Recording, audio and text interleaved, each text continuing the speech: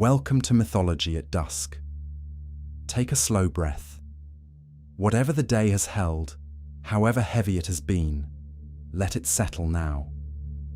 Tonight, we visit ancient Greece and Rome. Tonight we begin Homer's Odyssey, though not at first with Odysseus.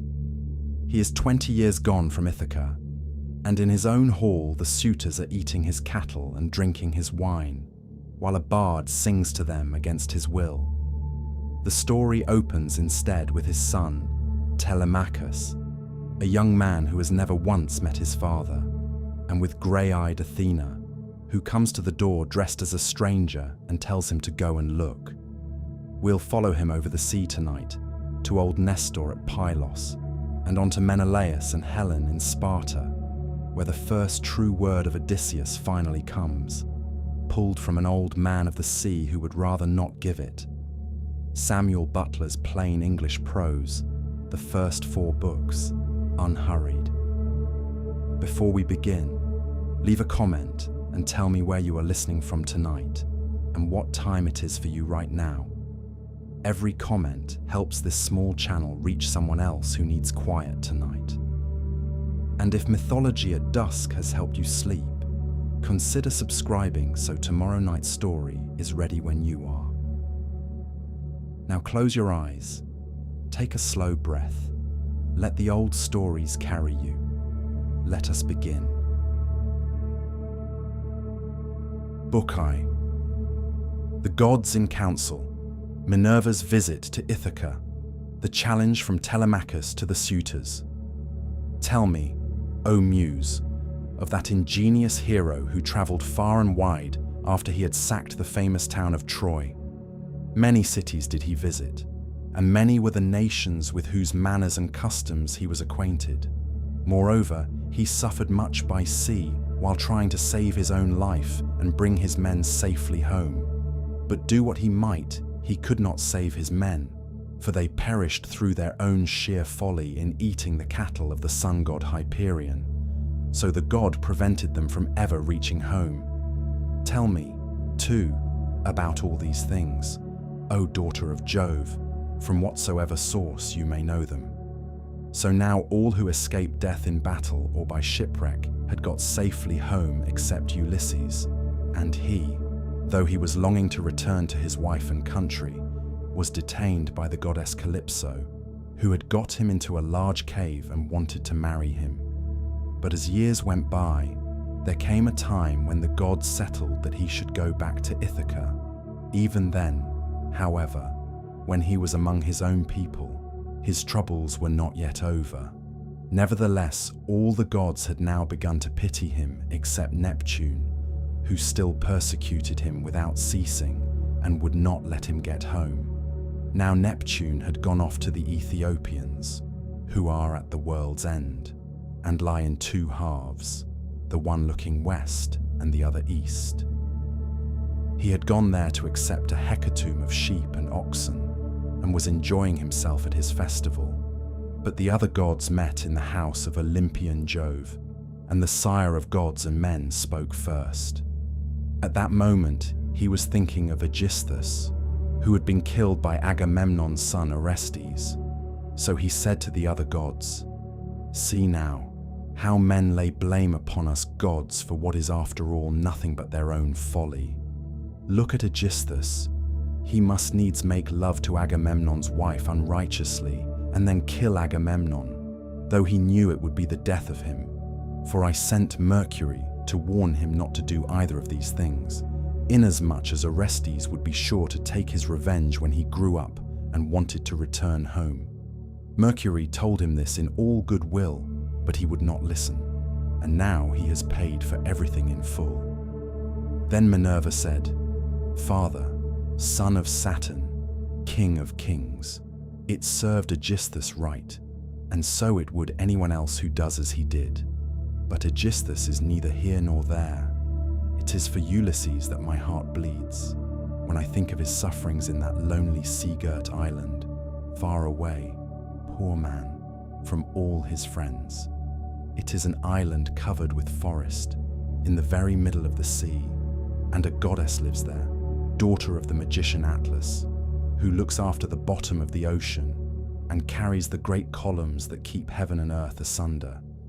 This daughter of Atlas has got hold of poor, unhappy Ulysses and keeps trying by every kind of blandishment to make him forget his home, so that he is tired of life and thinks of nothing but how he may once more see the smoke of his own chimneys. Do you, sir, take no heed of this? And yet when Ulysses was before Troy, did he not propitiate you with many a burnt sacrifice? Why then should you keep on being so angry with him? And Jove said, My child, what are you talking about? How can I forget Ulysses, than whom there is no more capable man on earth, nor more liberal in his offerings to the immortal gods that live in heaven?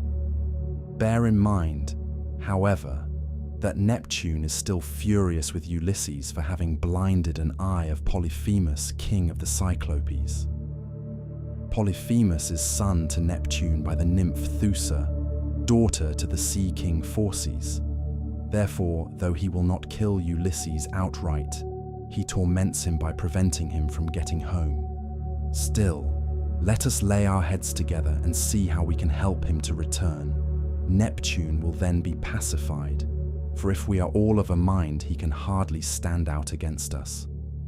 And Minerva said, Father, son of Saturn, king of kings, if, then, the gods now mean that Ulysses should get home, we should first send Mercury to the Ogygian island to tell Calypso that we have made up our minds and that he is to return.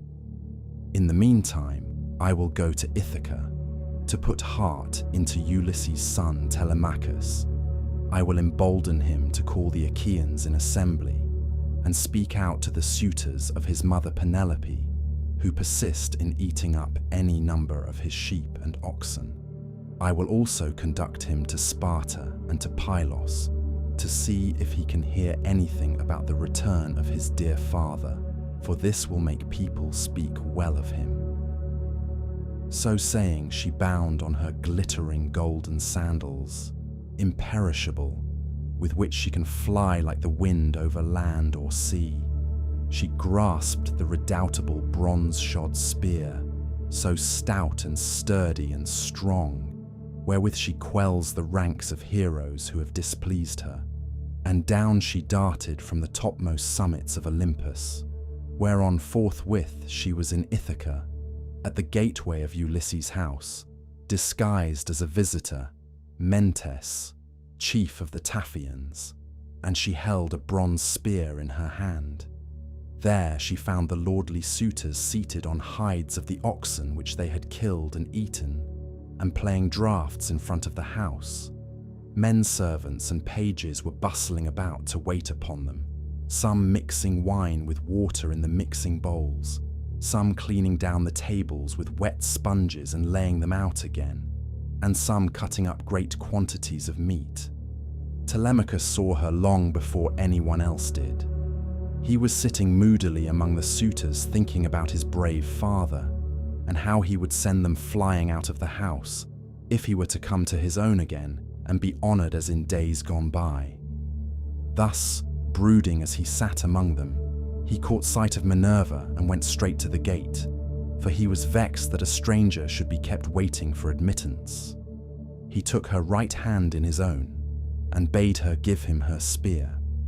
"Welcome," said he, "to our house, and when you have partaken of food, you shall tell us what you have come for." He led the way as he spoke, and Minerva followed him. When they were within, he took her spear and set it in the spear stand against a strong bearing post, along with the many other spears of his unhappy father, and he conducted her to a richly decorated seat, under which he threw a cloth of damask. There was a footstool also for her feet, too, and he set another seat near her for himself, away from the suitors, that she might not be annoyed while eating by their noise and insolence, and that he might ask her more freely about his father. A maidservant then brought them water in a beautiful golden ewer, and poured it into a silver basin for them to wash their hands, and she drew a clean table beside them. An upper servant brought them bread, and offered them many good things of what there was in the house. The carver fetched them plates of all manner of meats, and set cups of gold by their side. And a manservant brought them wine, and poured it out for them. Then the suitors came in, and took their places on the benches and seats. Forthwith, men's servants poured water over their hands. Maids went round with the bread baskets. Pages filled the mixing bowls with wine and water, and they laid their hands upon the good things that were before them. As soon as they had had enough to eat and drink, they wanted music and dancing, which are the crowning embellishments of a banquet. So a servant brought a lyre to Phemius, whom they compelled perforce to sing to them. As soon as he touched his lyre and began to sing, Telemachus spoke low to Minerva, with his head close to hers that no man might hear. "I hope, sir," said he, "that you will not be offended with what I am going to say. Singing comes cheap to those who do not pay for it, and all this is done at the cost of one whose bones lie rotting in some wilderness or grinding to powder in the surf. If these men were to see my father come back to Ithaca, they would pray for longer legs rather than a longer purse, for money would not serve them. But he, alas, has fallen on an ill fate, and even when people do sometimes say that he is coming, we no longer heed them. We shall never see him again. And now, sir, tell me, and tell me true, who you are and where you come from. Tell me of your town and parents, what manner of ship you came in, how your crew brought you to Ithaca, and of what nation they declared themselves to be, for you cannot have come by land.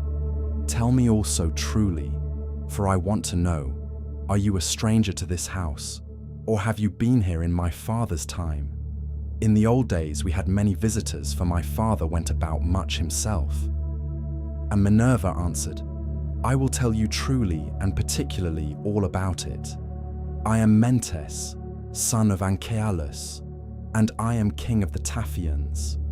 I have come here with my ship and crew, on a voyage to men of a foreign tongue, being bound for Temesa with a cargo of iron, and I shall bring back copper.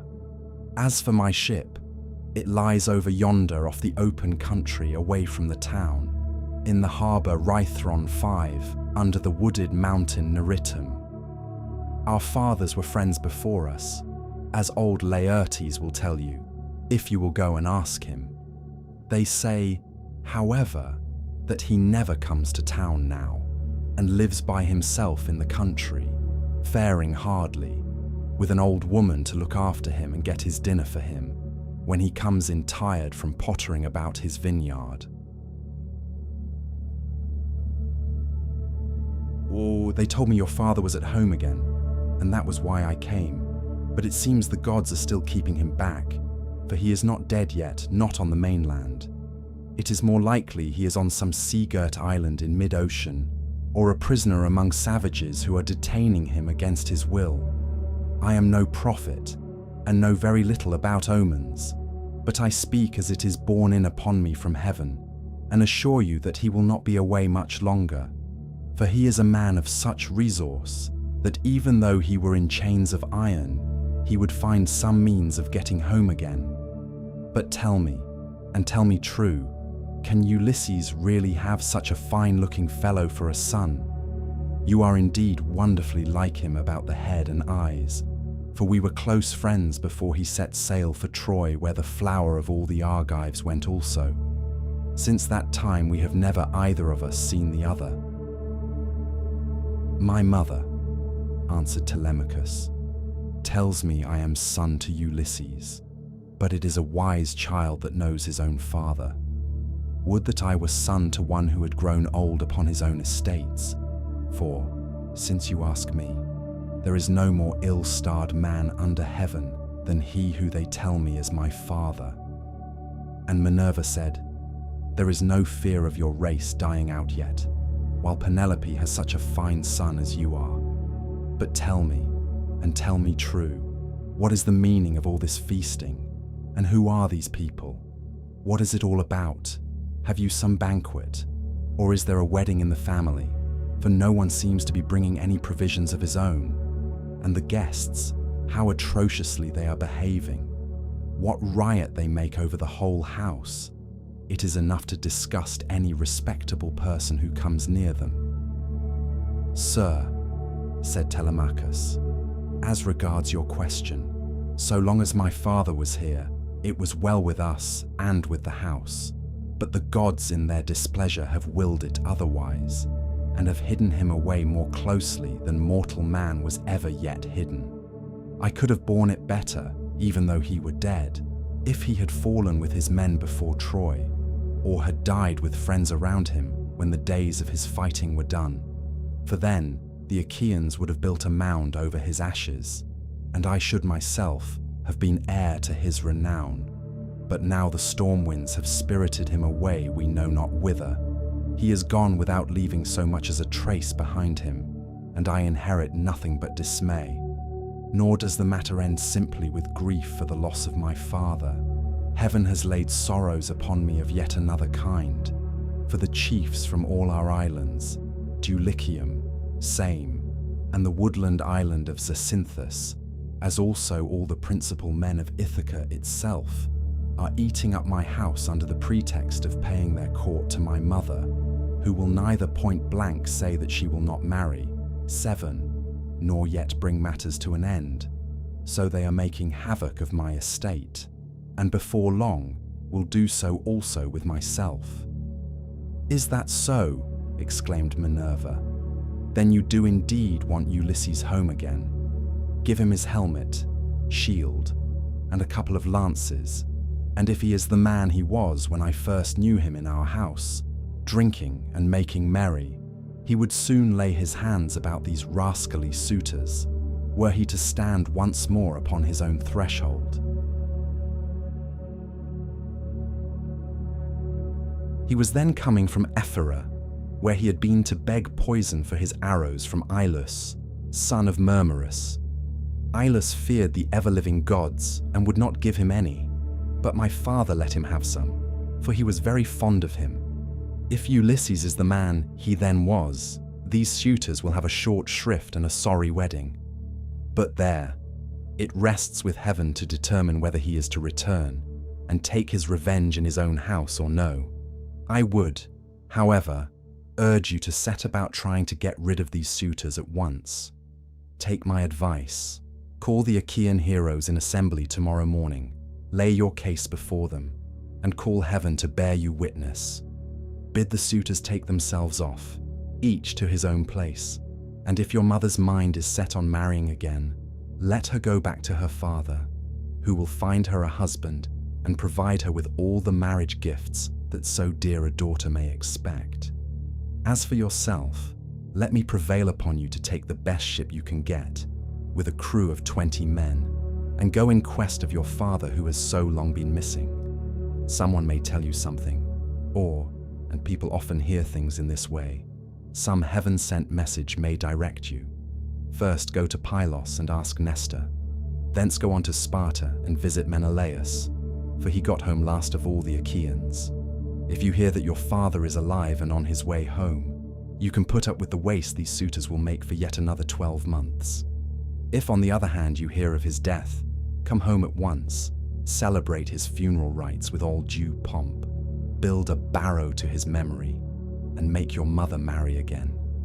Then, having done all this, think it well over in your mind how, by fair means or foul, you may kill these suitors in your own house. You are too old to plead infancy any longer.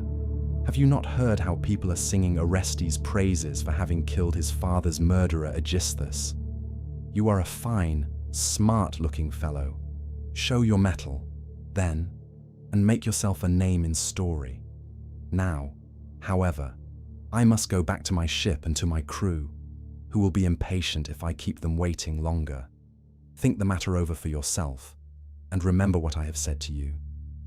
Sir, answered Telemachus, it has been very kind of you to talk to me in this way, as though I were your own son, and I will do all you tell me. I know you want to be getting on with your voyage, but stay a little longer till you have taken a bath and refreshed yourself. I will then give you a present, and you shall go on your way rejoicing. I will give you one of great beauty and value, a keepsake such as only dear friends give to one another." Minerva answered, "Do not try to keep me, for I would be on my way at once. As for any present you may be disposed to make me, keep it till I come again, and I will take it home with me.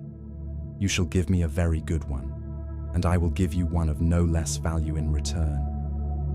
With these words she flew away like a bird into the air, but she had given Telemachus courage, and had made him think more than ever about his father. He felt the change, wondered at it, and knew that the stranger had been a god, so he went straight to where the suitors were sitting. Phemius was still singing, and his hearers sat wrapped in silence as he told the sad tale of the return from Troy, and the ills Minerva had laid upon the Achaeans. Penelope, daughter of Icarius, heard his song from her room upstairs, and came down by the great staircase, not alone, but attended by 2 of her handmaids. When she reached the suitors, she stood by one of the bearing posts that supported the roof of the cloisters, with a staid maiden on either side of her. She held a veil, moreover, before her face, and was weeping bitterly. "Phemius," she cried, "you know many another feat of gods and heroes, such as poets love to celebrate. Sing the suitors some one of these, and let them drink their wine in silence, but cease this sad tale, for it breaks my sorrowful heart, and reminds me of my lost husband, whom I mourn ever without ceasing, and whose name was great over all Hellas and Middle Argos."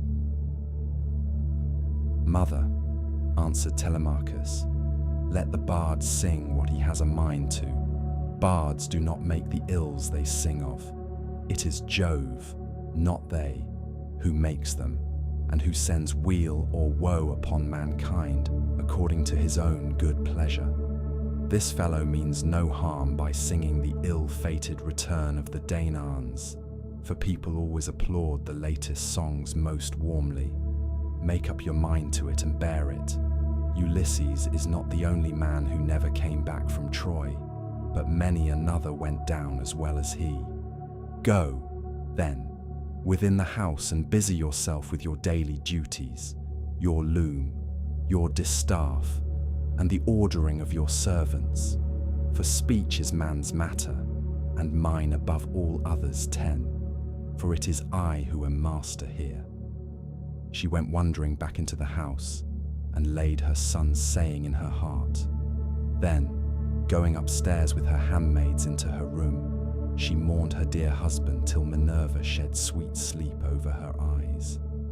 But the suitors were clamorous throughout the covered cloister's leven, and prayed each one that he might be her bedfellow. Then Telemachus spoke. "Shameless," he cried, "and insolent suitors, let us feast at our pleasure now, and let there be no brawling. For it is a rare thing to hear a man with such a divine voice as Phemius has. But in the morning meet me in full assembly, that I may give you formal notice to depart, and feast at one another's houses, turn and turn about, at your own cost. If on the other hand you choose to persist in sponging upon one man, heaven help me, but Jove shall reckon with you in full, and when you fall in my father's house, there shall be no man to avenge you." The suitors bit their lips as they heard him, and marveled at the boldness of his speech. Then Antinous, son of Eupeithes, said, "The gods seem to have given you lessons in bluster and tall-talking. May Jove never grant you to be chief in Ithaca as your father was before you." Telemachus answered, "Antinous, do not chide with me, but, God willing, I will be chief too if I can. Is this the worst fate you can think of for me? It is no bad thing to be a chief, for it brings both riches and honor. Still, now that Ulysses is dead, there are many great men in Ithaca, both old and young, and some other may take the lead among them. Nevertheless, I will be chief in my own house, and will rule those whom Ulysses has won for me." Then Eurymachus, son of Polybus, answered, "It rests with heaven to decide who shall be chief among us, but you shall be master in your own house and over your own possessions. No one while there is a man in Ithaca shall do you violence nor rob you. And now, my good fellow, I want to know about this stranger. What country does he come from? Of what family is he? And where is his estate? Has he brought you news about the return of your father, or was he on business of his own? He seemed a well-to-do man, but he hurried off so suddenly that he was gone in a moment before we could get to know him." "My father is dead and gone," answered Telemachus, "and even if some rumor reaches me, I put no more faith in it now. My mother does indeed sometimes send for a soothsayer and question him, but I give his prophesyings no heed.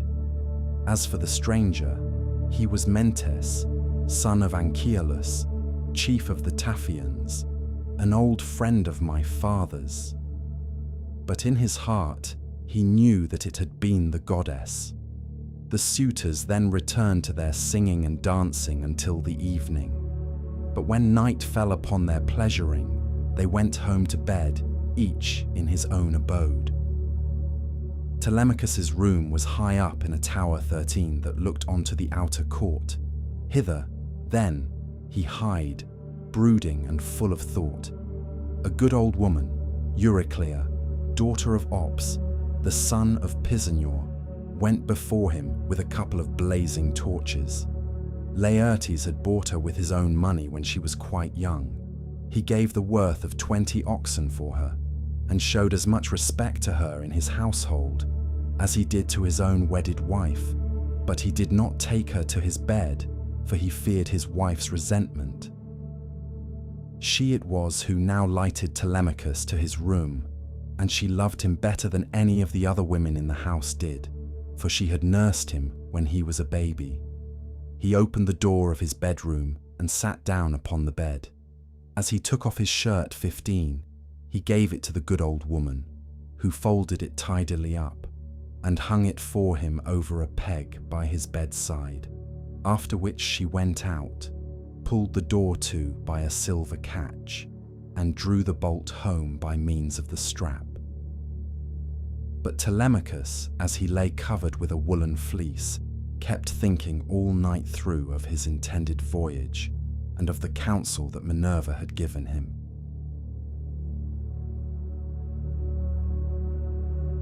Book 2. Assembly of the people of Ithaca, speeches of Telemachus and of the suitors. Telemachus makes his preparations and starts for Pylos with Minerva disguised as Mentor. Now when the child of morning, rosy-fingered Dawn, appeared, Telemachus rose and dressed himself. He bound his sandals onto his comely feet, girded his sword about his shoulder, and left his room looking like an immortal god. He at once sent the criers round to call the people in assembly, so they called them, and the people gathered thereon. Then, when they were got together, he went to the place of assembly, spear in hand, not alone, for his 2 hounds went with him. Minerva endowed him with a presence of such divine comeliness that all marvelled at him as he went by, and when he took his place in his father's seat, even the oldest counsellors made way for him. Egyptius, a man bent double with age and of infinite experience, was the first to speak. His son Antiphus had gone with Ulysses to Ilius, land of noble steeds, but the savage Cyclops had killed him when they were all shut up in the cave, and had cooked his last dinner for him. He had 3 sons left, of whom 2 still worked on their father's land, while the third, Eurynomus, was one of the suitors. Nevertheless, their father could not get over the loss of Antiphus, and was still weeping for him when he began his speech. "Men of Ithaca," he said, "hear my words. From the day Ulysses left us, there has been no meeting of our counselors until now. Who then can it be, whether old or young, that finds it so necessary to convene us? Has he got wind of some host approaching? And does he wish to warn us? Or would he speak upon some other matter of public moment? I am sure he is an excellent person, and I hope Jove will grant him his heart's desire." Telemachus took this speech as of good omen and rose at once, for he was bursting with what he had to say. He stood in the middle of the assembly, and the good herald Pisenor brought him his staff. Then, turning to Aegyptius, "Sir," said he, "it is I, as you will shortly learn, who have convened you, for it is I who am the most aggrieved. I have not got wind of any host approaching about which I would warn you, nor is there any matter of public moment on which I would speak. My grievance is purely personal, and turns on two great misfortunes which have fallen upon my house. The first of these is the loss of my excellent father, who was chief among all you here present, and was like a father to every one of you. The second is much more serious, and ere long will be the utter ruin of my estate. The sons of all the chief men among you are pestering my mother to marry them against her will. They are afraid to go to her father Icarius, asking him to choose the one he likes best, and to provide marriage gifts for his daughter. But day by day, they keep hanging about my father's house, sacrificing our oxen, sheep, and fat goats for their banquets, and never giving so much as a thought to the quantity of wine they drink. No estate can stand such recklessness. We have now no Ulysses to ward off harm from our doors, and I cannot hold my own against them. I shall never all my days be as good a man as he was. Still, I would indeed defend myself if I had power to do so, for I cannot stand such treatment any longer. My house is being disgraced and ruined. Have respect, therefore, to your own consciences and to public opinion. Fear, too, the wrath of heaven, lest the gods should be displeased and turn upon you. I pray you by Jove and Themis, who is the beginning and the end of counsels, do not hold back, my friends, and leave me single-handed, unless it be that my brave father Ulysses did some wrong to the Achaeans which you would now avenge on me, by aiding and abetting these suitors. Moreover, if I am to be eaten out of house and home at all, I had rather you did the eating yourselves, for I could then take action against you to some purpose, and serve you with notices from house to house till I got paid in full, whereas now I have no remedy." With this, Telemachus dashed his staff to the ground and burst into tears. Everyone was very sorry for him, but they all sat still, and no one ventured to make him an angry answer, save only Antinous, who spoke thus: "Telemachus, insolent braggart that you are, how dare you try to throw the blame upon us suitors? It is your mother's fault, not ours, for she is a very artful woman. This 3 years past, and close on 4, she had been driving us out of our minds by encouraging each one of us and sending him messages without meaning one word of what she says. And then there was that other trick she played us. She set up a great tambour frame in her room and began to work on an enormous piece of fine needlework. 'Sweethearts,' said she, 'Ulysses is indeed dead.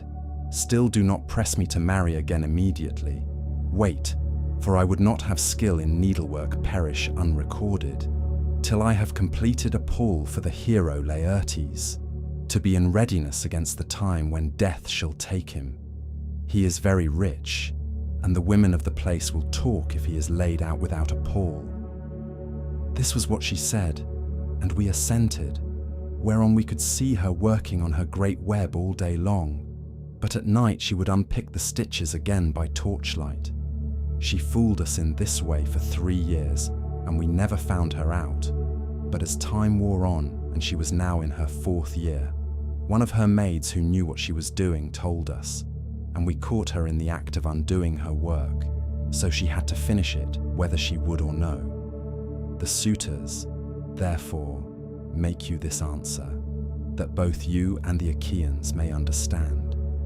Send your mother away, and bid her marry the man of her own and of her father's choice. For I do not know what will happen if she goes on plaguing us much longer with the airs she gives herself on the score of the accomplishments Minerva has taught her, and because she is so clever. We never yet heard of such a woman. We know all about Tyro, Alcmena, Mycene, and the famous women of old, but they were nothing to your mother, any one of them. Or it was not fair of her to treat us in that way, and as long as she continues in the mind with which heaven has now endowed her, so long shall we go on eating up your estate. And I do not see why she should change, for she gets all the honor and glory, and it is you who pay for it, not she. Understand, then, that we will not go back to our lands, neither here nor elsewhere, till she has made her choice and married someone or other of us. Telemachus answered, Antinous, how can I drive the mother who bore me from my father's house? My father is abroad, and we do not know whether he is alive or dead. It will be hard on me if I have to pay Icarius the large sum which I must give him if I insist on sending his daughter back to him. Not only will he deal rigorously with me, but heaven will also punish me. For my mother, when she leaves the house, will call on the Erinyes to avenge her. Besides, it would not be a creditable thing to do, and I will have nothing to say to it. If you choose to take offense at this, leave the house and feast elsewhere at one another's houses at your own cost, turn and turn about. If, on the other hand, you elect to persist in sponging upon one man, heaven help me, but Jove shall reckon with you in full, and when you fall in my father's house, there shall be no man to avenge you. As he spoke, Jove sent 2 eagles from the top of the mountain, and they flew on and on with the wind, sailing side by side in their own lordly flight. When they were right over the middle of the assembly, they wheeled and circled about, beating the air with their wings and glaring death into the eyes of them that were below. Then, fighting fiercely and tearing at one another, they flew off towards the right over the town. The people wondered as they saw them, and asked each other what all this might be, whereon Halitherses, who was the best prophet and reader of omens among them, spoke to them plainly and in all honesty, saying, Hear me, men of Ithaca, and I speak more particularly to the suitors, for I see mischief brewing for them. Ulysses is not going to be away much longer. Indeed, he is close at hand to deal out death and destruction, not on them alone, but on many another of us who live in Ithaca. Let us then be wise in time, and put a stop to this wickedness before he comes. Let the suitors do so of their own accord. It will be better for them, for I am not prophesying without due knowledge. Everything has happened to Ulysses, as I foretold when the Argives set out for Troy, and he with them. I said that after going through much hardship and losing all his men, he should come home again in the 20th year, and that no one would know him. And now all this is coming true. Eurymachus, son of Polybus, then said, Go home, old man, and prophesy to your own children, or it may be worse for them. I can read these omens myself much better than you can. Birds are always flying about in the sunshine somewhere or other, but they seldom mean anything.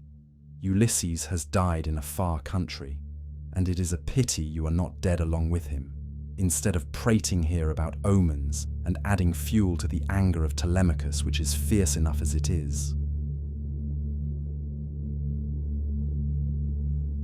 I suppose you think he will give you something for your family, but I tell you, and it shall surely be, when an old man like you, who should know better, talks a young one over till he becomes troublesome. In the first place, his young friend will only fare so much the worse. He will take nothing by it, for the suitors will prevent this, and in the next, we will lay a heavier fine, sir, upon yourself than you will at all like paying, for it will bear hardly upon you. As for Telemachus, I warn him in the presence of you all to send his mother back to her father, who will find her a husband and provide her with all the marriage gifts so dear a daughter may expect. Till then we shall go on harassing him with our suit, for we fear no man, and care neither for him, with all his fine speeches, nor for any fortune-telling of yours. You may preach as much as you please, but we shall only hate you the more. We shall go back and continue to eat up Telemachus's estate without paying him, till such time as his mother leaves off tormenting us by keeping us day after day on the tiptoe of expectation, each vying with the other in his suit for a prize of such rare perfection. Besides, we cannot go after the other women whom we should marry in due course, but for the way in which she treats us. Then Telemachus said, Eurymachus, and you other suitors, I shall say no more, and entreat you no further, for the gods and the people of Ithaca now know my story. Give me, then, a ship and a crew of 20 men to take me hither and thither, and I will go to Sparta and to Pylos in quest of my father, who has so long been missing. Someone may tell me something, or, and people often hear things in this way, some heaven-sent message may direct me. If I can hear of him as alive and on his way home, I will put up with the waste you suitors will make for yet another 12 months. If on the other hand I hear of his death, I will return at once, celebrate his funeral rites with all due pomp, build a barrow to his memory, and make my mother marry again. With these words he sat down, and Mentor 20, who had been a friend of Ulysses, and had been left in charge of everything with full authority over the servants, rose to speak. He, then, plainly and in all honesty, addressed them thus: Hear me, men of Ithaca, I hope that you may never have a kind and well-disposed ruler anymore, nor one who will govern you equitably. I hope that all your chiefs henceforward may be cruel and unjust, for there is not one of you but has forgotten Ulysses, who ruled you as though he were your father. I am not half so angry with the suitors, for if they choose to do violence in the naughtiness of their hearts, and wager their heads that Ulysses will not return, they can take the high hand and eat up his estate. But as for you others, I am shocked at the way in which you all sit still without even trying to stop such scandalous goings-on, which you could do if you chose, for you are many and they are few. Leiocritus, son of Evenor, answered him saying, Mentor, what folly is all this, that you should set the people to stay us? It is a hard thing for one man to fight with many about his victuals. Even though Ulysses himself were to set upon us while we are feasting in his house, and do his best to oust us, his wife, who wants him back so very badly, would have small cause for rejoicing, and his blood would be upon his own head if he fought against such great odds. There is no sense in what you have been saying. Now, therefore, do you people go about your business, and let his father's old friends, Mentor and Halitherses, speed this boy on his journey, if he goes at all, which I do not think he will, for he is more likely to stay where he is till someone comes and tells him something. On this he broke up the assembly, and every man went back to his own abode, while the suitors returned to the house of Ulysses. Then Telemachus went all alone by the seaside, washed his hands in the grey waves, and prayed to Minerva. Hear me, he cried, you god who visited me yesterday, and bade me sail the seas in search of my father who has so long been missing. I would obey you, but the Achaeans, and more particularly the wicked suitors, are hindering me that I cannot do so. As he thus prayed, Minerva came close up to him in the likeness and with the voice of Mentor. Telemachus, said she, if you are made of the same stuff as your father, you will be neither fool nor coward henceforward, for Ulysses never broke his word nor left his work half done. If, then, you take after him, your voyage will not be fruitless, but unless you have the blood of Ulysses and of Penelope in your veins, I see no likelihood of your succeeding. Sons are seldom as good men as their fathers. They are generally worse, not better. Still, as you are not going to be either fool or coward henceforward, and are not entirely without some share of your father's wise discernment, I look with hope upon your undertaking. But mind you never make common cause with any of those foolish suitors, for they have neither sense nor virtue, and give no thought to death and to the doom that will shortly fall on one and all of them, so that they shall perish on the same day. As for your voyage, it shall not be long delayed. Your father was such an old friend of mine that I will find you a ship, and will come with you myself. Now, however, return home, and go about among the suitors. Begin getting provisions ready for your voyage. See everything well stowed, the wine in jars, and the barley meal, which is the staff of life, in leathern bags, while I go round the town and beat up volunteers at once. There are many ships in Ithaca, both old and new. I will run my eye over them for you, and will choose the best. We will get her ready, and will put out to sea without delay. Thus spoke Minerva, daughter of Jove, and Telemachus lost no time in doing as the goddess told him. He went moodily home, and found the suitors flaying goats and singeing pigs in the outer court. Antinous came up to him at once and laughed as he took his hand in his own, saying, "Telemachus, my fine fire-eater, bear no more ill blood neither in word nor deed, but eat and drink with us as you used to do. The Achaeans will find you in everything, a ship and a picked crew to boot, so that you can set sail for Pylos at once and get news of your noble father." "Antinous," answered Telemachus, "I cannot eat in peace, nor take pleasure of any kind with such men as you are. Was it not enough that you should waste so much good property of mine while I was yet a boy? Now that I am older and know more about it, I am also stronger, and whether here among this people, or by going to Pylos, I will do you all the harm I can.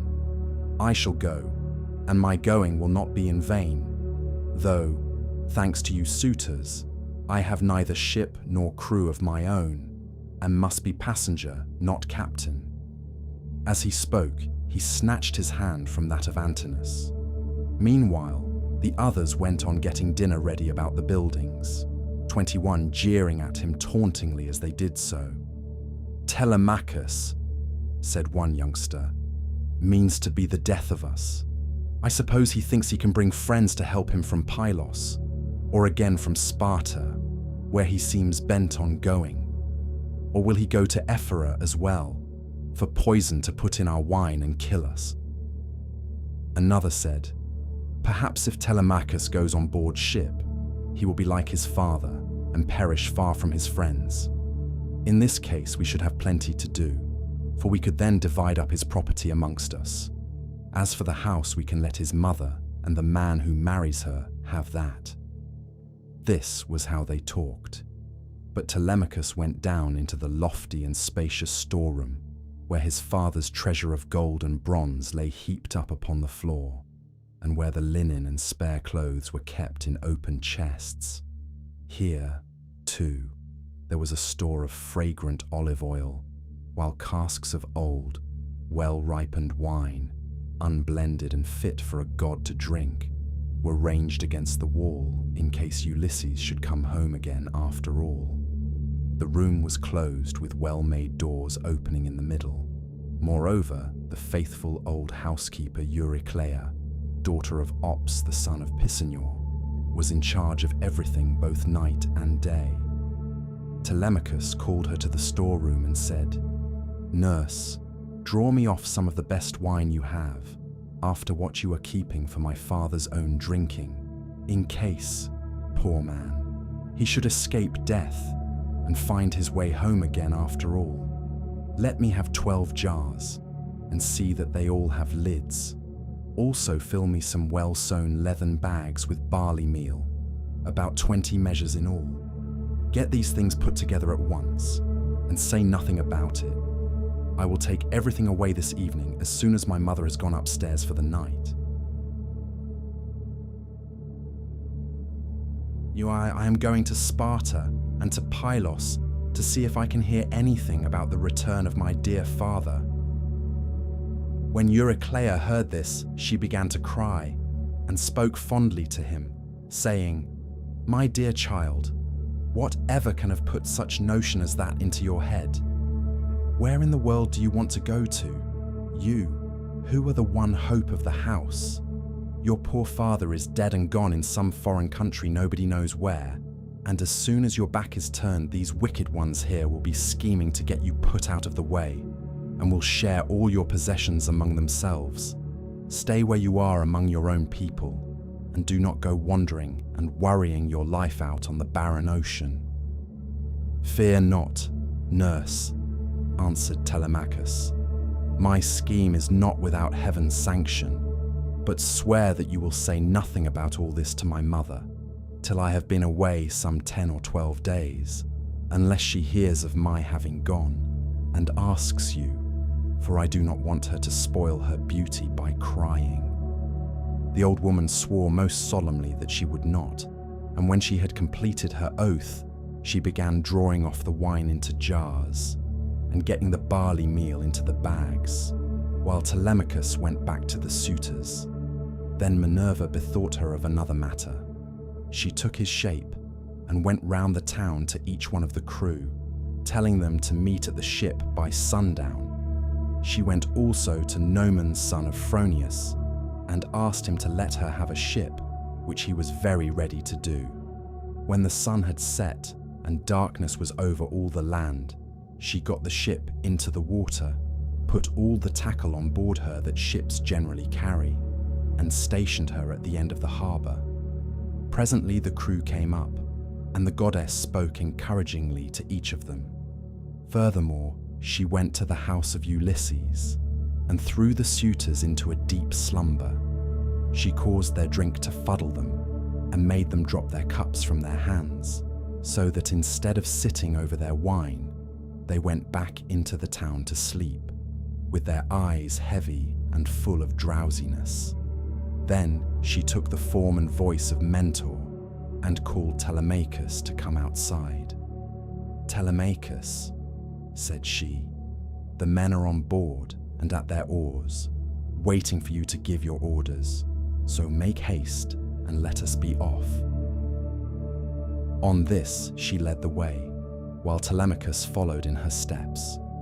When they got to the ship, they found the crew waiting by the waterside, and Telemachus said, "Now, my men, help me to get the stores on board. They are all put together in the cloister, and my mother does not know anything about it, nor any of the maid servants except one." With these words, he led the way, and the others followed after. When they had brought the things as he told them, Telemachus went on board, Minerva going before him and taking her seat in the stern of the vessel, while Telemachus sat beside her. Then the men loosed the hawsers and took their places on the benches. Minerva sent them a fair wind from the west, 22 that whistled over the deep blue waves, 23, whereon Telemachus told them to catch hold of the ropes and hoist sail, and they did as he told them. They set the mast in its socket in the crossplank, raised it, and made it fast with the forestays. Then they hoisted their white sails aloft with ropes of twisted oxhide. As the sail bellied out with the wind, the ship flew through the deep blue water, and the foam hissed against her bows as she sped onward. Then they made all fast throughout the ship, filled the mixing bowls to the brim, and made drink offerings to the immortal gods that are from everlasting, but more particularly to the grey-eyed daughter of Jove. Thus, then, the ship sped on her way through the watches of the night, from dark till dawn.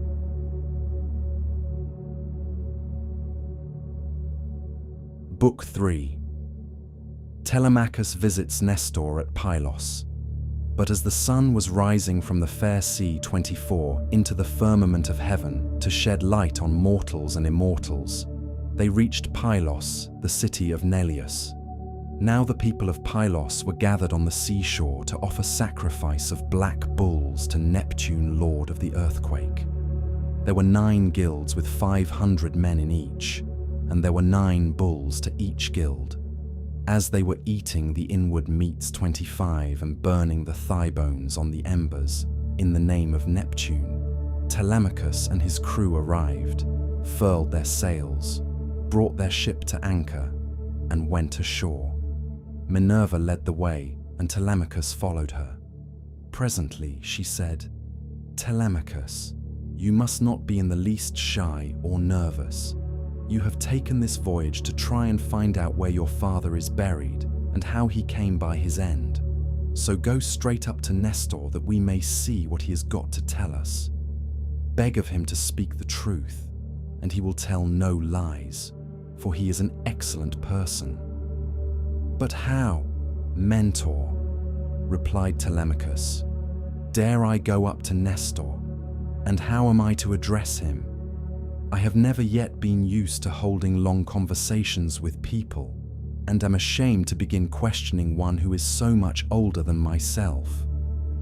"Some things, Telemachus," answered Minerva, "will be suggested to you by your own instinct, and heaven will prompt you further, for I am assured that the gods have been with you from the time of your birth until now." She then went quickly on, and Telemachus followed in her steps till they reached the place where the guilds of the Pylian people were assembled. There they found Nestor sitting with his sons, while his company round him were busy getting dinner ready, and putting pieces of meat onto the spits 26, while other pieces were cooking. When they saw the strangers, they crowded round them, took them by the hand, and bade them take their places. Nestor's son, Pisistratus, at once offered his hand to each of them, and seated them on some soft sheepskins that were lying on the sands near his father and his brother Thrasymedes. Then he gave them their portions of the inward meats and poured wine for them into a golden cup, handing it to Minerva first, and saluting her at the same time. "Offer a prayer, sir," said he, "to King Neptune, for it is his feast that you are joining. When you have duly prayed and made your drink offering, pass the cup to your friend that he may do so also. I doubt not that he too lifts his hands in prayer, for man cannot live without God in the world. Still he is younger than you are, and is much of an age with myself, so I will give you the precedence." As he spoke, he handed her the cup. Minerva thought it very right and proper of him to have given it to herself first. 27. She accordingly began praying heartily to Neptune. "O thou," she cried, "that encirclest the earth, vouchsafe to grant the prayers of thy servants that call upon thee. More especially, we pray thee send down thy grace on Nestor and on his sons. Thereafter, also make the rest of the Pylian people some handsome return for the goodly hecatomb they are offering you. Oh, lastly, grant Telemachus and myself a happy issue in respect of the matter that has brought us in our ship to Pylos." When she had thus made an end of praying, she handed the cup to Telemachus, and he prayed likewise. By and by, when the outer meats were roasted and had been taken off the spits, the carvers gave every man his portion, and they all made an excellent dinner. As soon as they had had enough to eat and drink, Nestor, knight of Gerene, began to speak. "Now," said he, "that our guests have done their dinner, it will be best to ask them who they are. Who, then, sir strangers, are you, and from what port have you sailed?" Are you traders? Or do you sail the seas as rovers with your hand against every man, and every man's hand against you?" Telemachus answered boldly, for Minerva had given him courage to ask about his father and get himself a good name. "Nestor," said he, "son of Neleus, honor to the Achaean name. You ask whence we come, and I will tell you. We come from Ithaca under Neritum, 28, and the matter about which I would speak is of private, not public import. I seek news of my unhappy father Ulysses, who is said to have sacked the town of Troy in company with yourself. We know what fate befell each one of the other heroes who fought at Troy, but as regards Ulysses, heaven has hidden from us the knowledge even that he is dead at all, for no one can certify us in what place he perished, nor say whether he fell in battle on the mainland, or was lost at sea amid the waves of Amphitrite. Therefore I am suppliant at your knees, if haply you may be pleased to tell me of his melancholy end, whether you saw it with your own eyes, or heard it from some other traveler, for he was a man born to trouble. Do not soften things out of any pity for me, but tell me in all plainness exactly what you saw. If my brave father Ulysses ever did you loyal service, either by word or deed, when you Achaeans were harassed among the Trojans, bear it in mind now as in my favor, and tell me truly all." "My friend," answered Nestor, "you recall a time of much sorrow to my mind, for the brave Achaeans suffered much both at sea, while privateering under Achilles, and when fighting before the great city of King Priam. Our best men, all of them, fell there: Ajax, Achilles, Patroclus, peer of gods in council, and my own dear son Antilochus, a man singularly fleet of foot and in fight valiant. But we suffered much more than this. What mortal tongue indeed could tell the whole story? Though you were to stay here and question me for 5 years, or even 6, I could not tell you all that the Achaeans suffered, and you would turn homeward weary of my tale before it ended. 9 long years did we try every kind of stratagem, but the hand of heaven was against us. During all this time there was no one who could compare with your father in subtlety, if indeed you are his son. I can hardly believe my eyes. And you talk just like him too. No one would say that people of such different ages could speak so much alike. He and I never had any kind of difference from first to last, neither in camp nor council.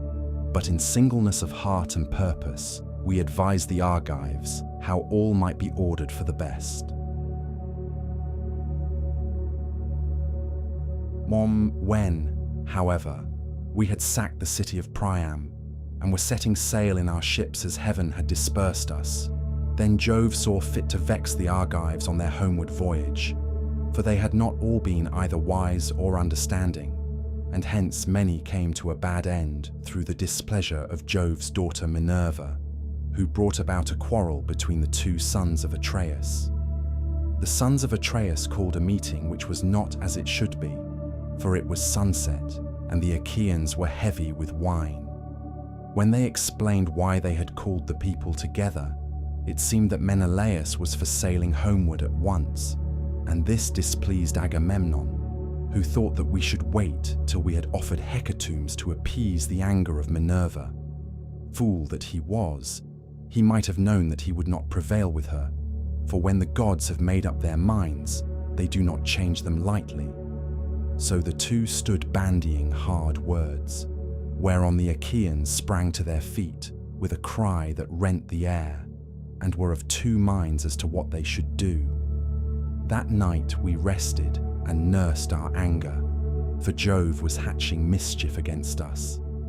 But in the morning some of us drew our ships into the water and put our goods with our women on board, while the rest, about half in number, stayed behind with Agamemnon. We, the other half, embarked and sailed, and the ships went well, for heaven had smoothed the sea. When we reached Tenedos, we offered sacrifices to the gods, for we were longing to get home.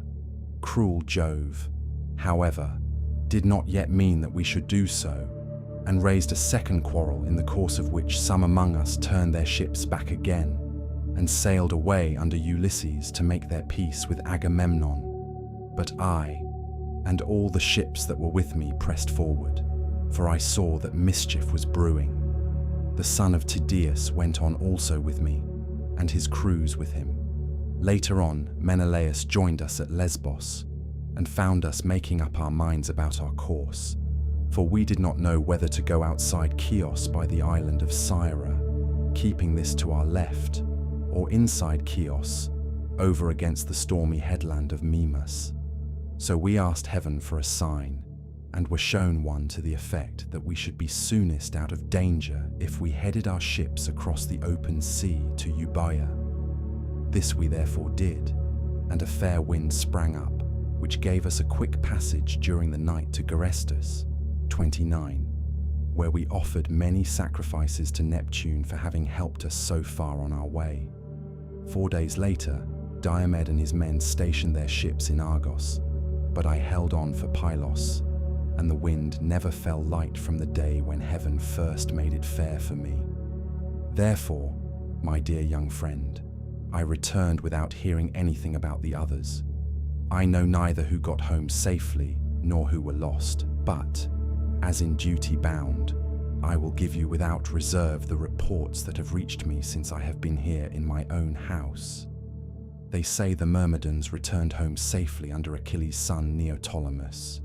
So also did the valiant son of Poias, Philoctetes. Idomeneus, again, lost no men at sea, and all his followers who escaped death in the field got safe home with him to Crete.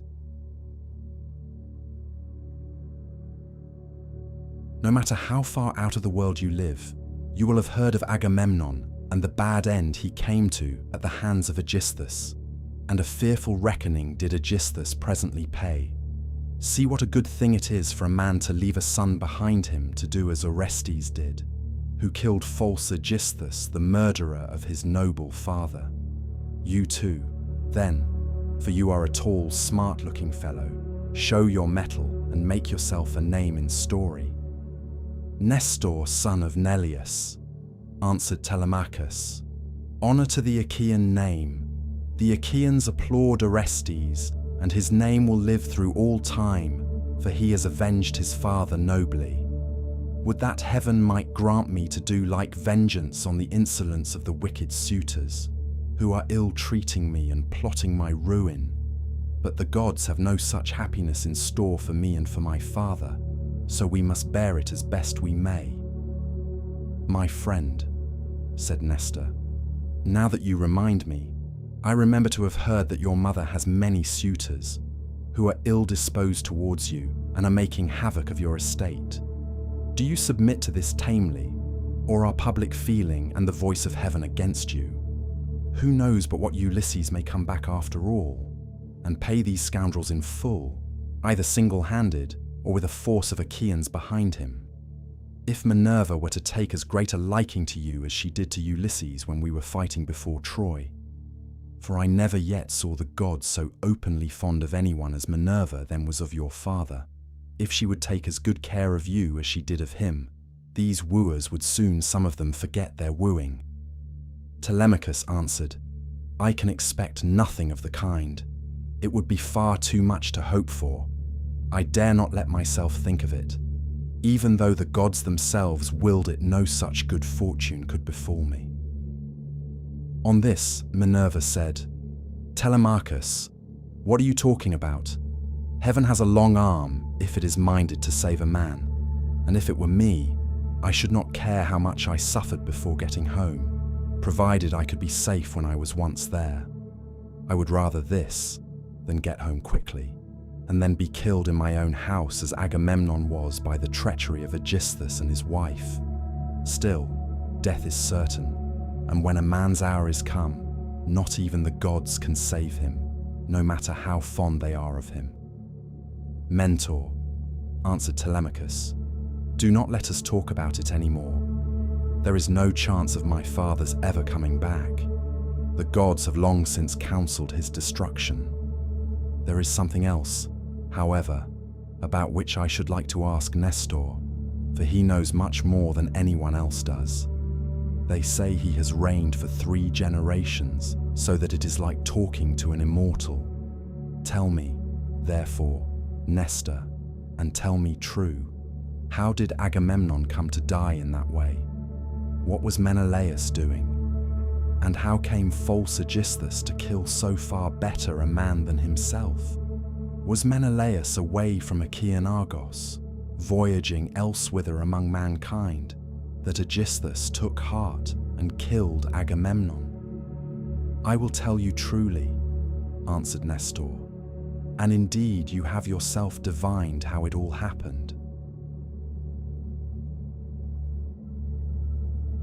If Menelaus, when he got back from Troy, had found Odysseus still alive in his house, there would have been no barrow heaped up for him, not even when he was dead, but he would have been thrown outside the city to dogs and vultures, and not a woman would have mourned him, for he had done a deed of great wickedness.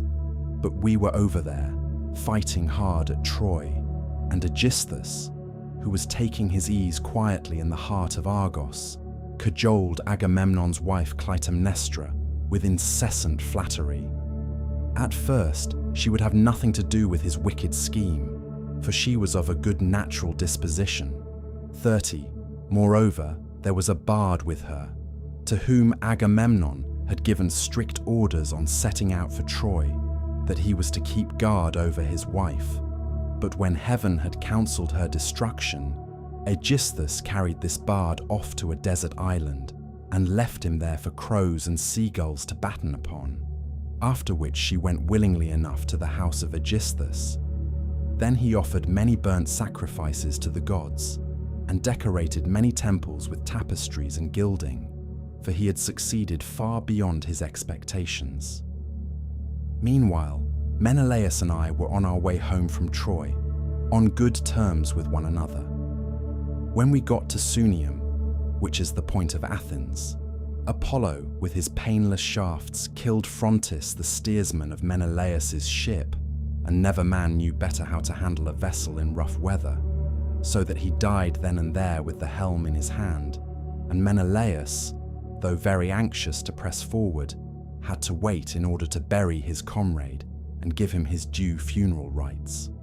Presently, when he too could put to sea again, and had sailed on as far as the Malian heads, Jove counselled evil against him and made it blow hard till the waves ran mountains high. Here he divided his fleet and took the one half towards Crete, where the Sidonians dwell round about the waters of the river Iardanus. There is a high headland hereabouts, stretching out into the sea from a place called Gortyn, and all along this part of the coast as far as Phaestus, the sea runs high when there is a south wind blowing. But after Phaestus, the coast is more protected, for a small headland can make a great shelter. Here, this part of the fleet was driven onto the rocks and wrecked, but the crews just managed to save themselves. As for the other 5 ships, they were taken by winds and seas to Egypt, where Menelaus gathered much gold and substance among people of an alien speech. Meanwhile, Aegisthus here at home plotted his evil deed. For 7 years after he had killed Agamemnon, he ruled in Mycene, and the people were obedient under him. But in the 8th year, Orestes came back from Athens to be his bane, and killed the murderer of his father. Then he celebrated the funeral rites of his mother and of false Aegisthus by a banquet to the people of Argos. And on that very day Menelaus came home, 31, with as much treasure as his ships could carry. Take my advice then, and do not go travelling about for long so far from home, nor leave your property with such dangerous people in your house. They will eat up everything you have among them, and you will have been on a fool's errand. Still, I should advise you by all means to go and visit Menelaus, who has lately come off a voyage among such distant peoples as no man could ever hope to get back from, when the winds had once carried him so far out of his reckoning. Even birds cannot fly the distance in a 12-month. So vast and terrible are the seas that they must cross. Go to him, therefore, by sea, and take your own men with you. Or if you would rather travel by land, you can have a chariot, you can have horses, and here are my sons who can escort you to Lacedaemon where Menelaus lives. Beg of him to speak the truth, and he will tell you no lies, for he is an excellent person." As he spoke, the sun set and it came on dark, whereon Minerva said, "Sir, all that you have said is well. Now, however, order the tongues of the victims to be cut, and mix wine that we may make drink offerings to Neptune and the other immortals, and then go to bed, for it is bedtime. People should go away early and not keep late hours at a religious festival." Thus spoke the daughter of Jove, and they obeyed her saying. Men servants poured water over the hands of the guests, while pages filled the mixing bowls with wine and water, and handed it round after giving every man his drink offering. Then they threw the tongues of the victims into the fire, and stood up to make their drink offerings. When they had made their offerings, and had drunk each as much as he was minded, Minerva and Telemachus were for going on board their ship, but Nestor caught them up at once and stayed them. "Heaven and the immortal gods," he exclaimed, "forbid that you should leave my house to go on board of a ship. Do you think I am so poor and short of clothes, or that I have so few cloaks and as to be unable to find comfortable beds, both for myself and for my guests? Let me tell you, I have store both of rugs and cloaks, and shall not permit the son of my old friend Ulysses to camp down on the deck of a ship, not while I live, nor yet will my sons after me, but they will keep open house as I have done." Then Minerva answered, "Sir, you have spoken well, and it will be much better that Telemachus should do as you have said. He, therefore, shall return with you and sleep at your house, but I must go back to give orders to my crew, and keep them in good heart. I am the only older person among them. The rest are all young men of Telemachus's own age, who have taken this voyage out of friendship, so I must return to the ship and sleep there. Moreover, tomorrow I must go to the Corconians, where I have a large sum of money long owing to me. As for Telemachus, now that he is your guest, send him to Lacedaemon in a chariot, and let one of your sons go with him. Be pleased to also provide him with your best and fleetest horses." When she had thus spoken, she flew away in the form of an eagle, and all marveled as they beheld it. Nestor was astonished, and took Telemachus by the hand. "My friend," said he, "I see that you are going to be a great hero someday, since the gods wait upon you thus while you are still so young." This can have been none other of those who dwell in heaven than Jove's redoubtable daughter, the Trito-born, who showed such favour towards your brave father among the Argives. Holy Queen, he continued, vouchsafe to send down thy grace upon myself, my good wife, and my children.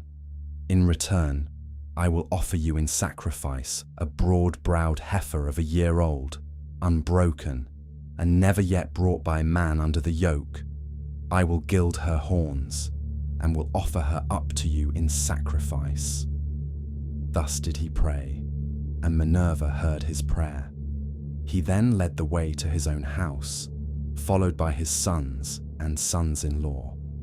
When they had got there and had taken their places on the benches and seats, he mixed them a bowl of sweet wine that was 11 years old when the housekeeper took the lid off the jar that held it. As he mixed the wine, he prayed much and made drink offerings to Minerva, daughter of Aegis-bearing Jove. Then, when they had made their drink offerings and had drunk each as much as he was minded, the others went home to bed each in his own abode. But Nestor put Telemachus to sleep in the room that was over the gateway along with Pisistratus, who was the only unmarried son now left him. As for himself, he slept in an inner room of the house, with the queen his wife by his side. now when the child of morning rosy-fingered dawn appeared. Nestor left his couch and took his seat on the benches of white and polished marble that stood in front of his house. Here aforetime sat Menelaus, peer of gods in council, but he was now dead and had gone to the house of Hades. So Nestor sat in his seat, scepter in hand, as guardian of the public weal. His sons, as they left their rooms, gathered round him: Echephron, Stratius, Perseus, Aretus, and Thrasymedes. The sixth son was Pisistratus, and when Telemachus joined them, they made him sit with them. Nestor then addressed them. "My sons," said he, "make haste to do as I shall bid you.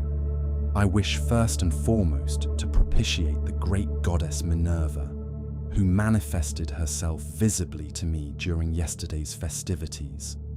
Go, then, one or other of you to the plain, tell the stockman to look me out a heifer, and come on here with it at once. Another must go to Telemachus's ship and invite all the crew, leaving 2 men only in charge of the vessel. Someone else will run and fetch Laertius the goldsmith to gild the horns of the heifer. The rest, stay all of you where you are.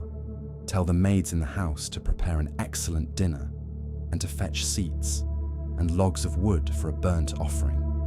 Tell them also to bring me some clear spring water." On this, they hurried off on their several errands. The heifer was brought in from the plain, and Telemachus's crew came from the ship. The goldsmith brought the anvil, hammer, and tongs with which he worked his gold, and Minerva herself came to accept the sacrifice. Nestor gave out the gold, and the smith gilded the horns of the heifer that the goddess might have pleasure in their beauty.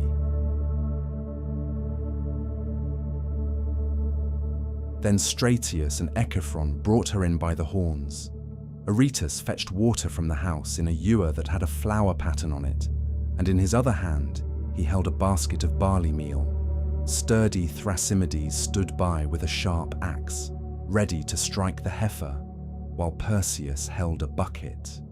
Then Nestor began with washing his hands and sprinkling the barley meal, and he offered many a prayer to Minerva as he threw a lock from the heifer's head upon the fire. When they had done praying and sprinkling the barley meal, Thrasymedes dealt his blow and brought the heifer down with a stroke that cut through the tendons at the base of her neck, whereon the daughters and daughters-in-law of Nestor and his venerable wife Eurydice, she was eldest daughter to Clymenus, screamed with delight. Then they lifted the heifer's head from off the ground, and Pisistratus cut her throat. When she had done bleeding and was quite dead, they cut her up. They cut out the thigh bones all in due course, wrapped them round in 2 layers of fat, and set some pieces of raw meat on the top of them. Then Nestor laid them upon the wood fire and poured wine over them, while the young men stood near him with 5-pronged spits in their hands. When the thighs were burned and they had tasted the inward meats, they cut the rest of the meat up small, put the pieces on the spits, and toasted them over the fire. Meanwhile, lovely Polycaste, Nestor's youngest daughter, washed Telemachus. When she had washed him and anointed him with oil, she brought him a fair mantle and shirt. 33, and he looked like a god as he came from the bath and took his seat by the side of Nestor. When the outer meats were done, they drew them off the spits and sat down to dinner, where they were waited upon by some worthy henchmen, who kept pouring them out their wine in cups of gold. As soon as they had had enough to eat and drink, Nestor said, "Sons, put Telemachus's horses to the chariot that he may start at once." Thus did he speak, and they did even as he had said, and yoked the fleet horses to the chariot. The housekeeper packed them up a provision of bread, wine, and sweet meats fit for the sons of princes.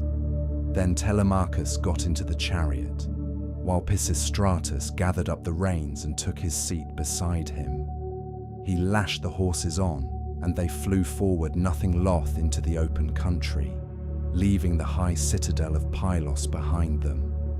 All that day did they travel, swaying the yoke upon their necks till the sun went down and darkness was over all the land. Then they reached Phyrae, where Diocles lived, who was son to Ortilochus and grandson to Alpheus. Here they passed the night, and Diocles entertained them hospitably. When the child of morning, rosy-fingered dawn, appeared, they again yoked their horses and drove out through the gateway under the echoing gatehouse. Pisistratus lashed the horses on, and they flew forward nothing loth. Presently they came to the cornlands of the open country, and in the course of time completed their journey, so well did their steeds take them. Now when the sun had set, and darkness was over the land. Book 4. The visit to King Menelaus, who tells his story. Meanwhile, the suitors in Ithaca plot against Telemachus. They reached the low-lying city of Lacedaemon, where they drove straight to the abode of Menelaus, 6, and found him in his own house, feasting with his many clansmen in honor of the wedding of his son, and also of his daughter, whom he was marrying to the son of that valiant warrior Achilles. He had given his consent and promised her to him while he was still at Troy, and now the gods were bringing the marriage about.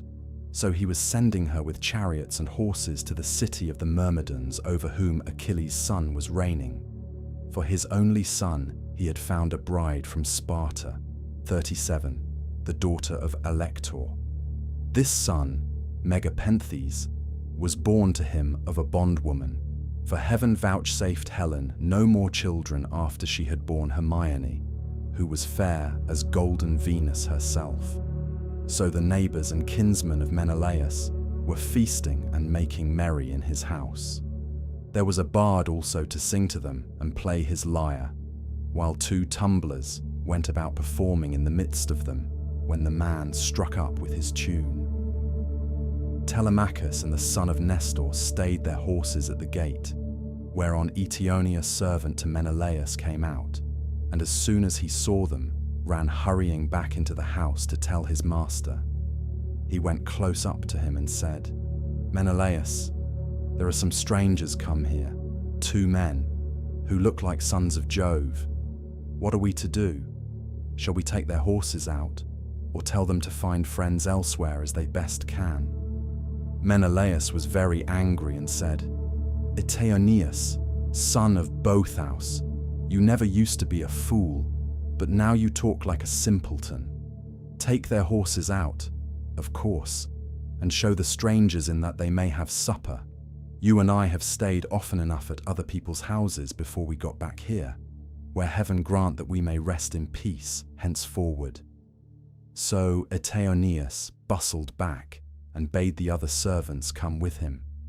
They took their sweating steeds from under the yoke, made them fast to the mangers, and gave them a feed of oats and barley mixed. Then they leaned the chariot against the end wall of the courtyard and led the way into the house. Telemachus and Pisistratus were astonished when they saw it, for its splendor was as that of the sun and moon. Then, when they had admired everything to their heart's content, they went into the bathroom and washed themselves. When the servants had washed them and anointed them with oil, they brought them woolen cloaks and shirts, and the 2 took their seats by the side of Menelaus. A maidservant brought them water in a beautiful golden ewer, and poured it into a silver basin for them to wash their hands, and she drew a clean table beside them. An upper servant brought them bread, and offered them many good things of what there was in the house, while the carver fetched them plates of all manner of meats, and set cups of gold by their side. Menelaus then greeted them, saying, "Fall to, and welcome. When you have done supper, I shall ask who you are, for the lineage of such men as you cannot have been lost." You must be descended from a line of scepter-bearing kings, for poor people do not have such sons as you are." On this, he handed them May 9 a piece of fat roast loin, which had been set near him as being a prime part, and they laid their hands on the good things that were before them.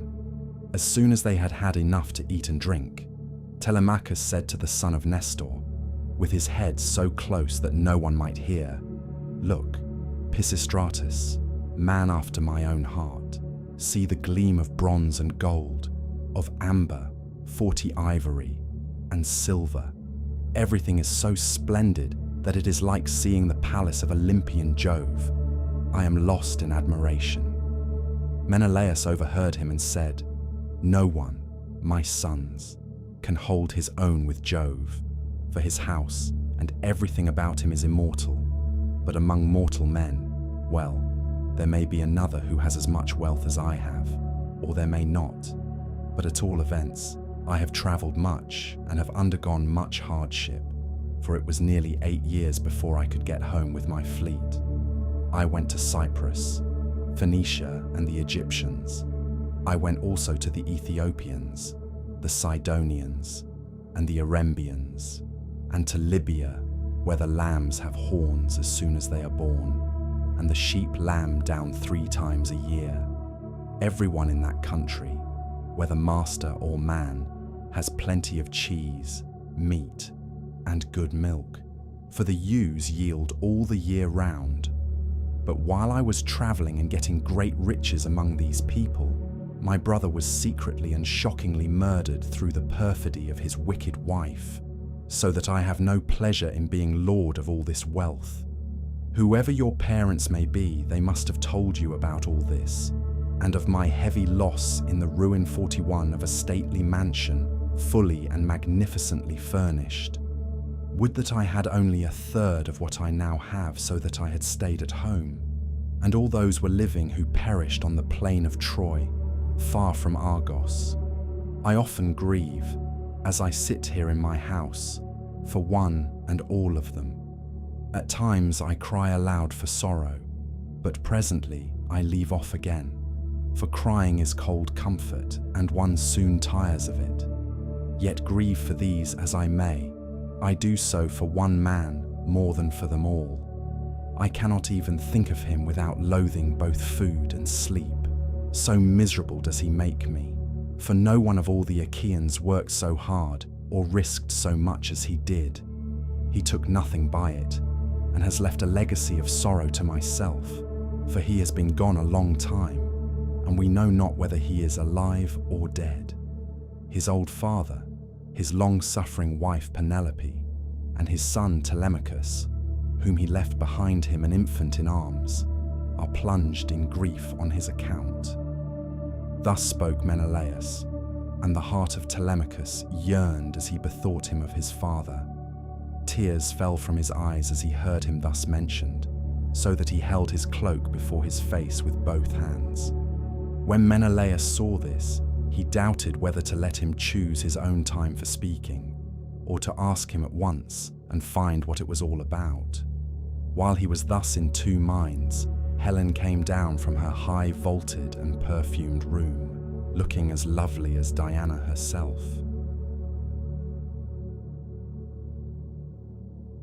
Adraste brought her a seat, Alcippe a soft woolen rug, while Philo fetched her the silver workbox which Alcandra, wife of Polybus, had given her. Polybus lived in Egyptian Thebes, which is the richest city in the whole world. He gave Menelaus 2 baths, both of pure silver, 2 tripods, and 10 talents of gold. Besides all this, his wife gave Helen some beautiful presents, to wit, a golden distaff, and a silver workbox that ran on wheels, with a gold band round the top of it. Philo now placed this by her side, full of fine spun yarn, and a distaff charged with violet-coloured wool was laid upon the top of it. Then Helen took her seat, put her feet upon the footstool, and began to question her husband. "Do we know, Menelaus," said she, "the names of these strangers who have come to visit us?" Shall I guess right or wrong? But I cannot help saying what I think. Never yet have I seen either man or woman so like somebody else. Indeed, when I look at him, I hardly know what to think, as this young man is like Telemachus, whom Ulysses left as a baby behind him, when you Achaeans went to Troy with battle in your hearts, on account of my most shameless self. My dear wife, replied Menelaus, I see the likeness just as you do. His hands and feet are just like Ulysses, so is his hair, with the shape of his head and the expression of his eyes. Moreover, when I was talking about Ulysses and saying how much he had suffered on my account, tears fell from his eyes, and he hid his face in his mantle. Then Pisistratus said, Menelaus, son of Atreus, you are right in thinking that this young man is Telemachus, but he is very modest, and is ashamed to come here and begin opening up discourse with one whose conversation is so divinely interesting as your own. My father, Nestor, sent me to escort him hither, for he wanted to know whether you could give him any counsel or suggestion. A son has always trouble at home when his father has gone away, leaving him without supporters. And this is how Telemachus is now placed, for his father is absent, and there is no one among his own people to stand by him. Bless my heart, replied Menelaus. Then I am receiving a visit from the son of a very dear friend, who suffered much hardship for my sake. I had always hoped to entertain him with most marked distinction, when heaven had granted us a safe return from beyond the seas. I should have founded a city for him in Argos, and built him a house. I should have made him leave Ithaca with his goods, his son, and all his people, and should have sacked for them some one of the neighboring cities that are subject to me. We should thus have seen one another continually, and nothing but death could have interrupted so close and happy an intercourse. I suppose, however, that heaven grudged us such great good fortune, for it has prevented the poor fellow from ever getting home at all. Thus did he speak, and his words set them all a-weeping. While Helen wept, Telemachus wept, and so did Menelaus, nor could Pisistratus keep his eyes from filling, when he remembered his dear brother Antilochus, whom the son of bright dawn had killed. Thereon he said to Menelaus, Sir, my father Nestor, when we used to talk about you at home, told me you were a person of rare and excellent understanding. If, then, it be possible, do as I would urge you. I am not fond of crying while I am getting my supper. Morning will come in due course, and in the forenoon I care not how much I cry for those that are dead and gone. This is all we can do for the poor things. We can only shave our heads for them and wring the tears from our cheeks. I had a brother who died at Troy. He was by no means the worst man there. You are sure to have known him. His name was Antilochus. I never set eyes upon him myself, but they say that he was singularly fleet of foot and in fight valiant. Your discretion, my friend, answered Menelaus, is beyond your years. It is plain you take after your father. One can soon see when a man is son to one whom heaven has blessed, both as regards wife and offspring, and it has blessed Nestor from first to last all his days, giving him a green old age in his own house, with sons about him, who are both well-disposed and valiant. We will put an end, therefore, to all this weeping, and attend to our supper again. Let water be poured over our hands. Telemachus and I can talk with one another fully in the morning. On this Asphalion, one of the servants, poured water over their hands, and they laid their hands on the good things that were before them. Then Jove's daughter Helen bethought her of another matter. She drugged the wine with an herb that banishes all care, sorrow, and ill humor. Whoever drinks wine thus drugged cannot shed a single tear all the rest of the day, not even though his father and mother, both of them, drop down dead, or he sees a brother or a son hewn in pieces before his very eyes. This drug of such sovereign power and virtue had been given to Helen by Polydamna, wife of Thon, a woman of Egypt, where there grow all sorts of herbs, some good to put into the mixing bowl and others poisonous. Moreover, everyone in the whole country is a skilled physician, for they are of the race of Paeon. When Helen had put this drug in the bowl and had told the servants to serve the wine round, she said, "Menelaus, son of Atreus, and you my good friends, sons of honourable men, which is as Jove wills, for he is the giver both of good and evil, and can do what he chooses. Feast here as you will, and listen while I tell you a tale in season. I cannot indeed name every single one of the exploits of Ulysses, but I can say what he did when he was before Troy, and you Achaeans were in all sorts of difficulties. He covered himself with wounds and bruises, dressed himself all in rags, and entered the enemy's city looking like a menial or a beggar, and quite different from what he did when he was among his own people. In this disguise, he entered the city of Troy, and no one said anything to him. I alone recognized him and began to question him, but he was too cunning for me.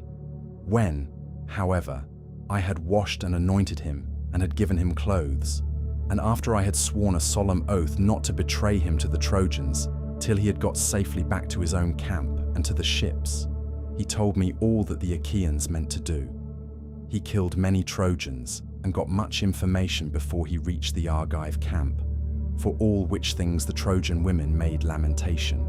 But for my own part I was glad, for my heart was beginning to yearn after my home, and I was unhappy about the wrong that Venus had done me in taking me over there, away from my country, my girl, and my lawful wedded husband, who is indeed by no means deficient either in person or understanding.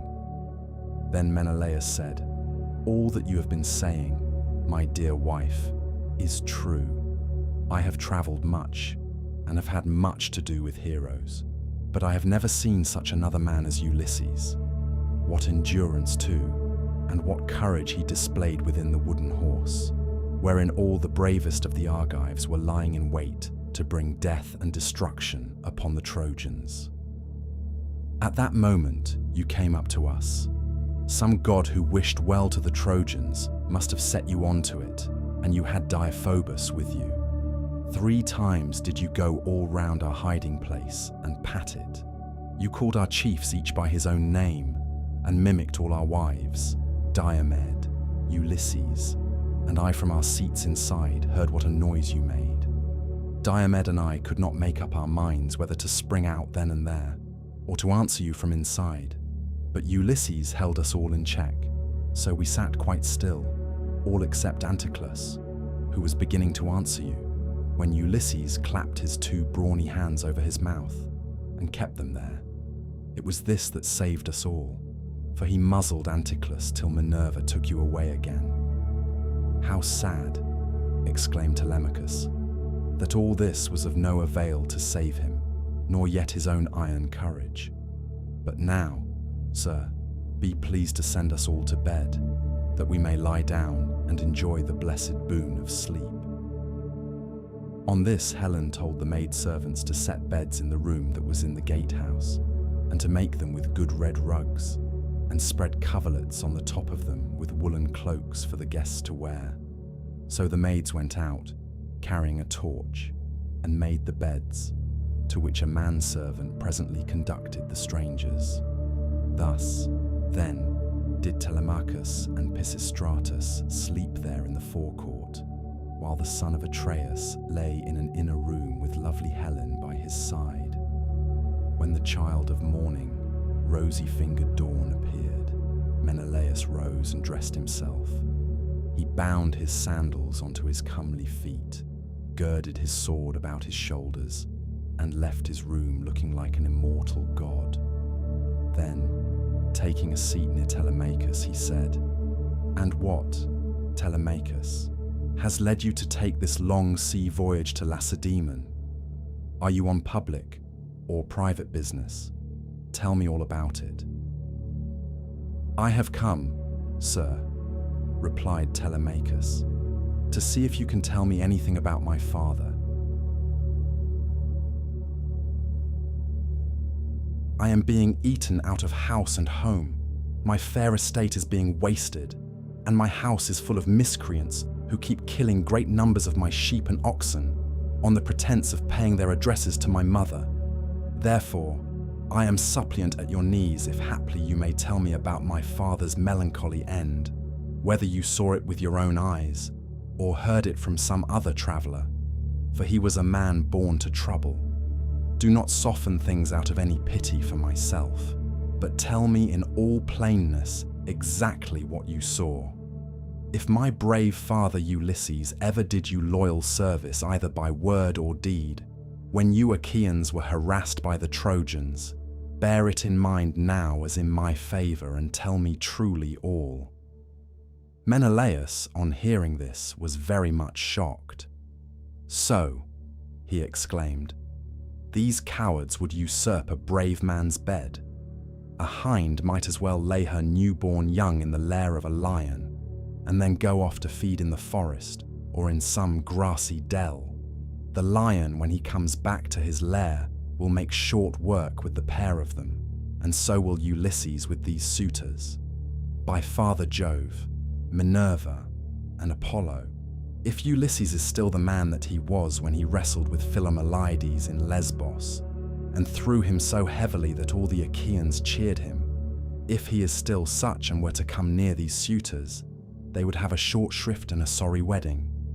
As regards your questions, however, I will not prevaricate nor deceive you, but will tell you without concealment all that the old man of the sea told me.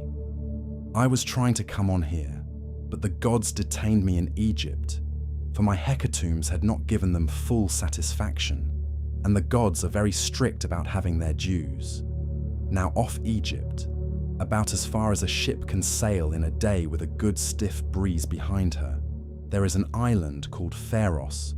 It has a good harbour from which vessels can get out into open sea when they have taken in water, and here the gods becalmed me 20 days without so much as a breath of fair wind to help me forward. We should have run clean out of provisions and my men would have starved, if a goddess had not taken pity upon me and saved me in the person of Idathea, daughter to Proteus, the old man of the sea, for she had taken a great fancy to me.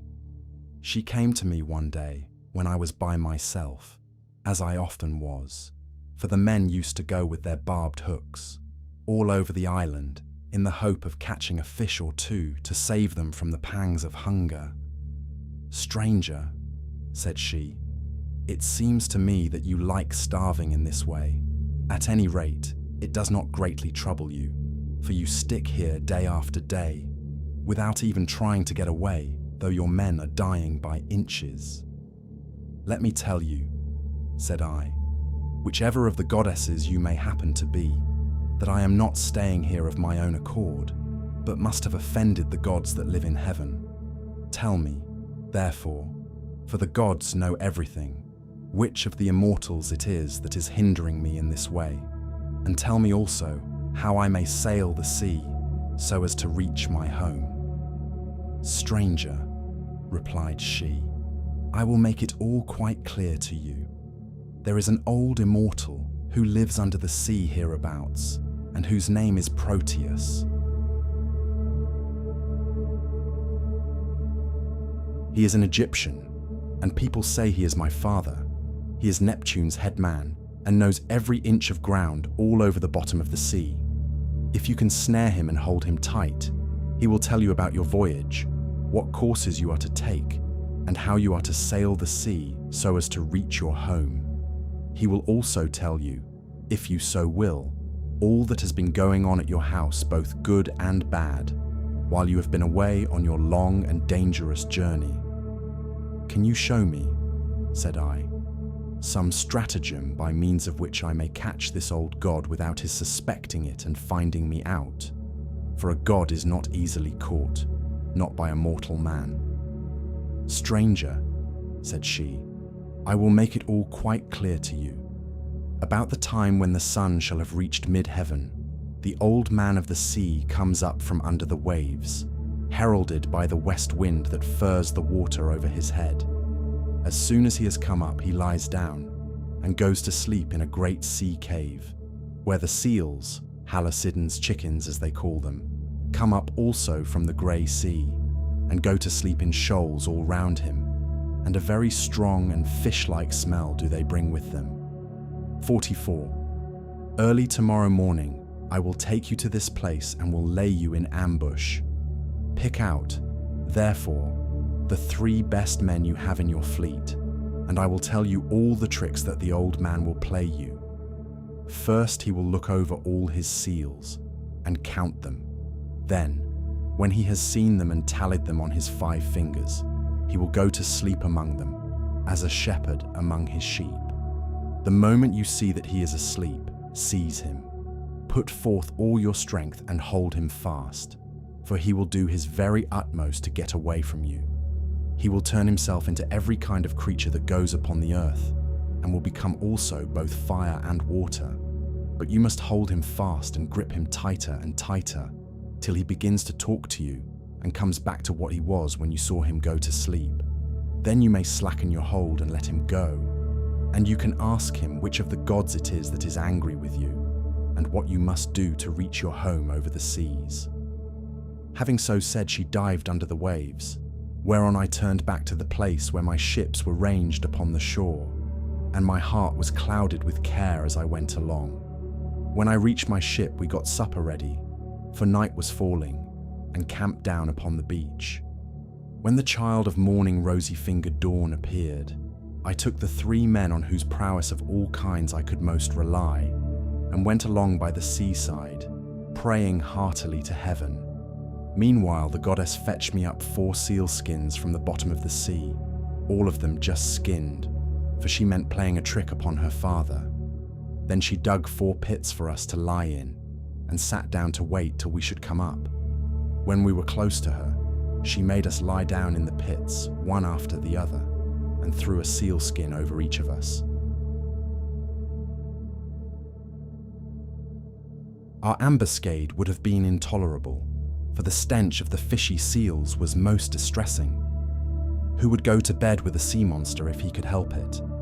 But here, too, the goddess helped us, and thought of something that gave us great relief, for she put some ambrosia under each man's nostrils, which was so fragrant that it killed the smell of the seals.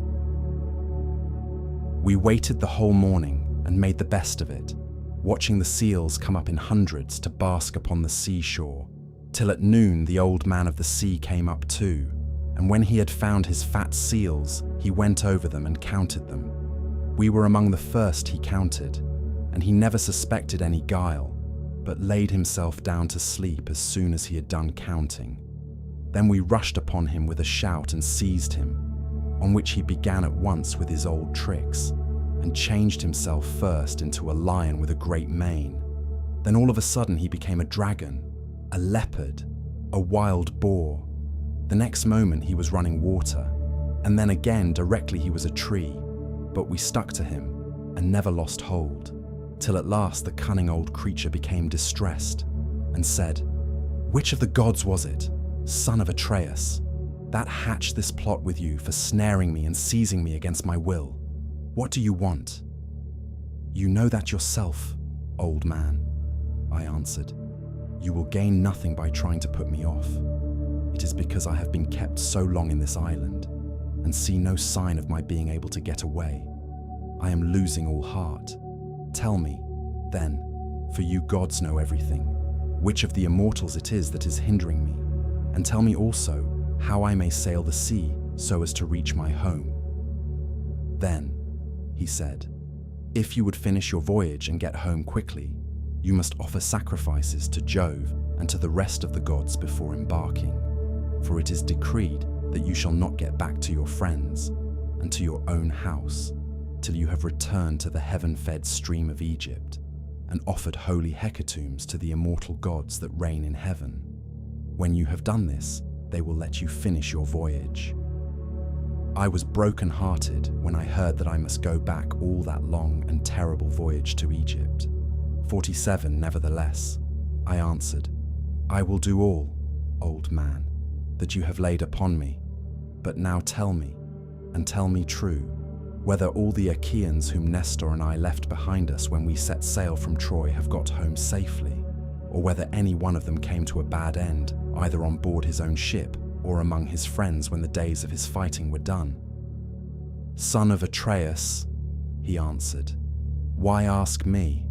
You had better not know what I can tell you, for your eyes will surely fill when you have heard my story. Many of those about whom you ask are dead and gone, but many still remain, and only 2 of the chief men among the Achaeans perished during their return home. As for what happened on the field of battle, you were there yourself. A 3rd Achaean leader is still at sea, alive, but hindered from returning. More Ajax was wrecked, for Neptune drove him on to the great rocks of Gyrae. Nevertheless, he let him get safe out of the water, and in spite of all Minerva's hatred, he would have escaped death if he had not ruined himself by boasting. He said the gods could not drown him, even though they had tried to do so, and when Neptune heard this large talk, he seized his trident in his 2 brawny hands and split the rock of Gyrae in 2 pieces. The base remained where it was, but the part on which Ajax was sitting fell headlong into the sea and carried Ajax with it. So he drank salt water and was drowned. Your brother and his ships escaped, for Juno protected him.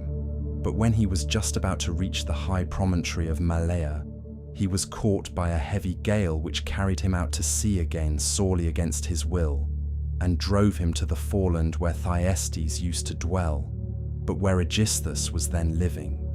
By and by, however, it seemed as though he was to return safely after all, for the gods backed the wind into its old quarter, and they reached home, whereon Agamemnon kissed his native soil and shed tears of joy at finding himself in his own country. Now there was a watchman whom Aegisthus kept always on the watch, and to whom he had promised 2 talents of gold. This man had been looking out for a whole year to make sure that Agamemnon did not give him the slip and prepare war. When, therefore, this man saw Agamemnon go by, he went and told Aegisthus, who at once began to lay a plot for him. He picked 20 of his bravest warriors and placed them in ambuscade on one side the cloister, while on the opposite side he prepared a banquet.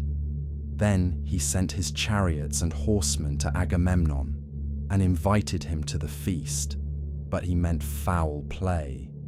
He got him there, all unsuspicious of the doom that was awaiting him, and killed him when the banquet was over, as though he were butchering an ox in the shambles. Not one of Agamemnon's followers was left alive, nor yet one of Aegisthus's, but they were all killed there in the cloisters. Thus spoke Proteus, and I was broken-hearted as I heard him. I sat down upon the sands and wept. I felt as though I could no longer bear to live nor look upon the light of the sun. Presently, when I had had my fill of weeping and writhing upon the ground, the old man of the sea said, Son of Atreus, do not waste any more time in crying so bitterly. It can do no manner of good. Find your way home as fast as ever you can, for Aegisthus may be still alive, and even though Orestes has been beforehand with you in killing him, you may yet come in for his funeral. On this I took comfort in spite of all my sorrow, and said, I know, then, about these 2. Tell me, therefore, about the 3rd man of whom you spoke. Is he still alive, but at sea, and unable to get home, or is he dead? Tell me, no matter how much it may grieve me. The 3rd man, he answered, is Ulysses, who dwells in Ithaca.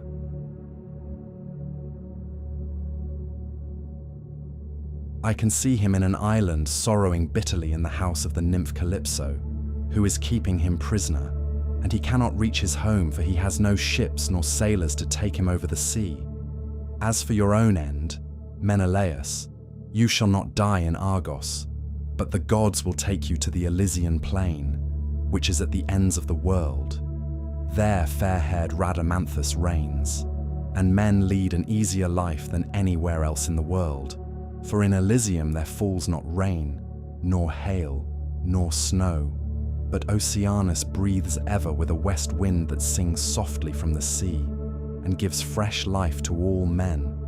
This will happen to you because you have married Helen, and are Jove's son-in-law.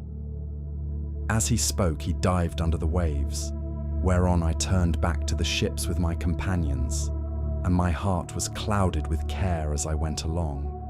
When we reached the ships, we got supper ready, for night was falling, and camped down upon the beach.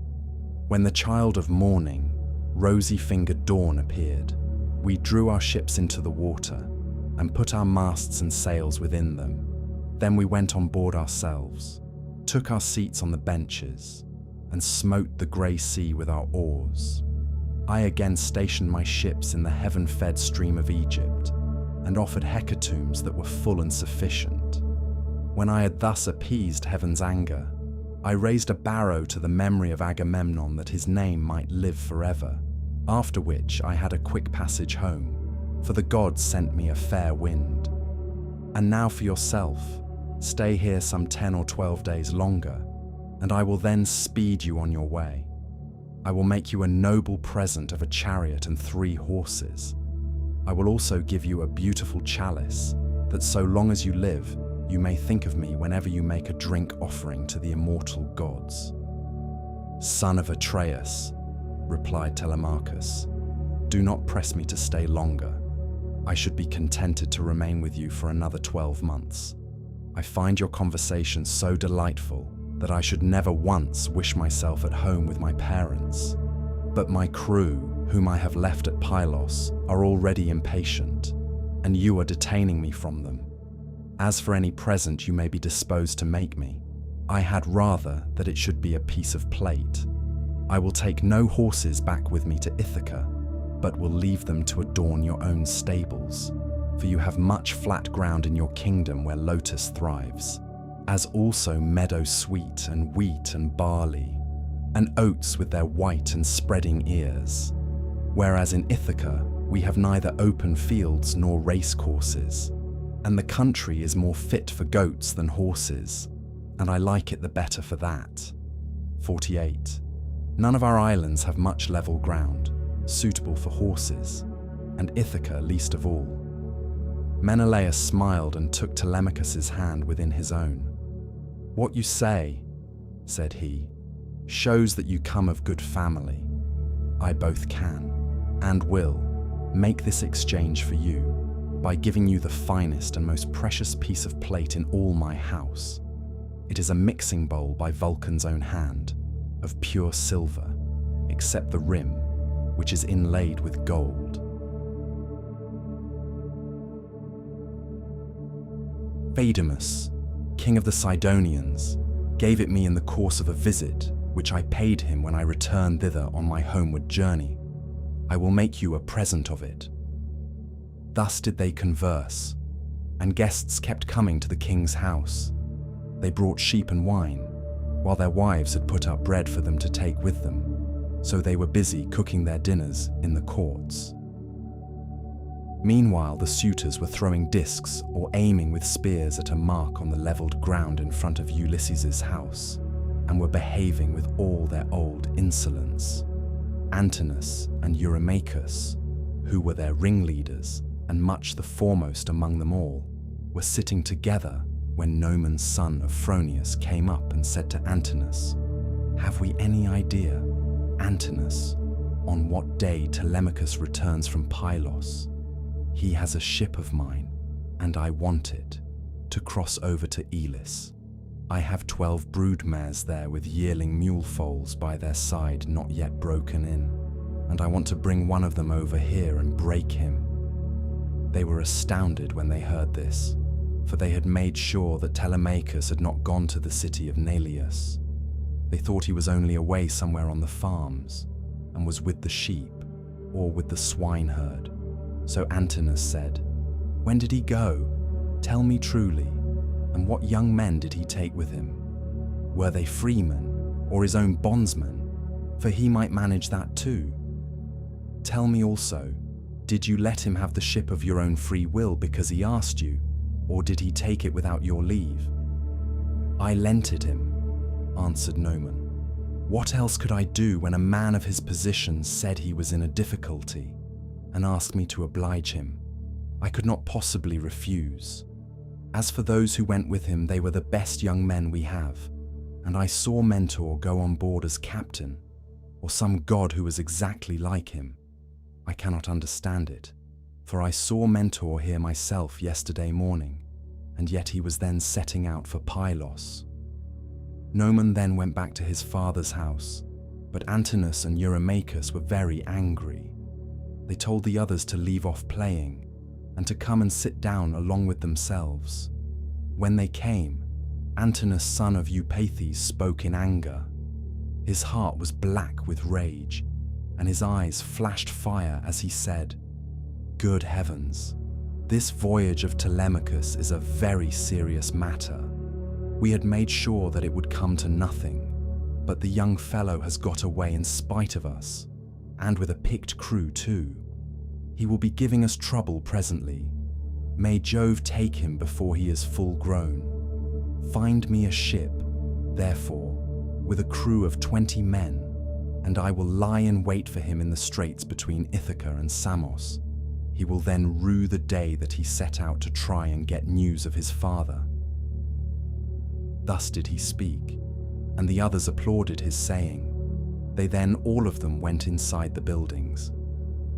It was not long ere Penelope came to know what the suitors were plotting, for a man's servant, Medon, overheard them from outside the outer court as they were laying their schemes within, and went to tell his mistress. More as he crossed the threshold of her room, Penelope said, "Medon, what have the suitors sent you here for? Is it to tell the maids to leave their master's business and cook dinner for them?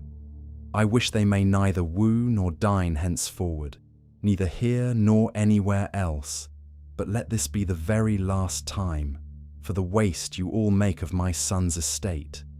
Did not your fathers tell you when you were children how good Ulysses had been to them, never doing anything high-handed, nor speaking harshly to anybody? Kings may say things sometimes, and they may take a fancy to one man and dislike another, but Ulysses never did an unjust thing by anybody, which shows what bad hearts you have, and that there is no such thing as gratitude left in this world." Then Medon said, "I wish, madam, that this were all, but they are plotting something much more dreadful now. May heaven frustrate their design. They are going to try and murder Telemachus as he is coming home from Pylos and Lacedaemon, where he has been to get news of his father." Then Penelope's heart sank within her, and for a long time she was speechless. Her eyes filled with tears, and she could find no utterance. At last, however, she said, "Why did my son leave me? What business had he to go sailing off in ships that make long voyages over the ocean like seahorses? Does he want to die without leaving anyone behind him to keep up his name?"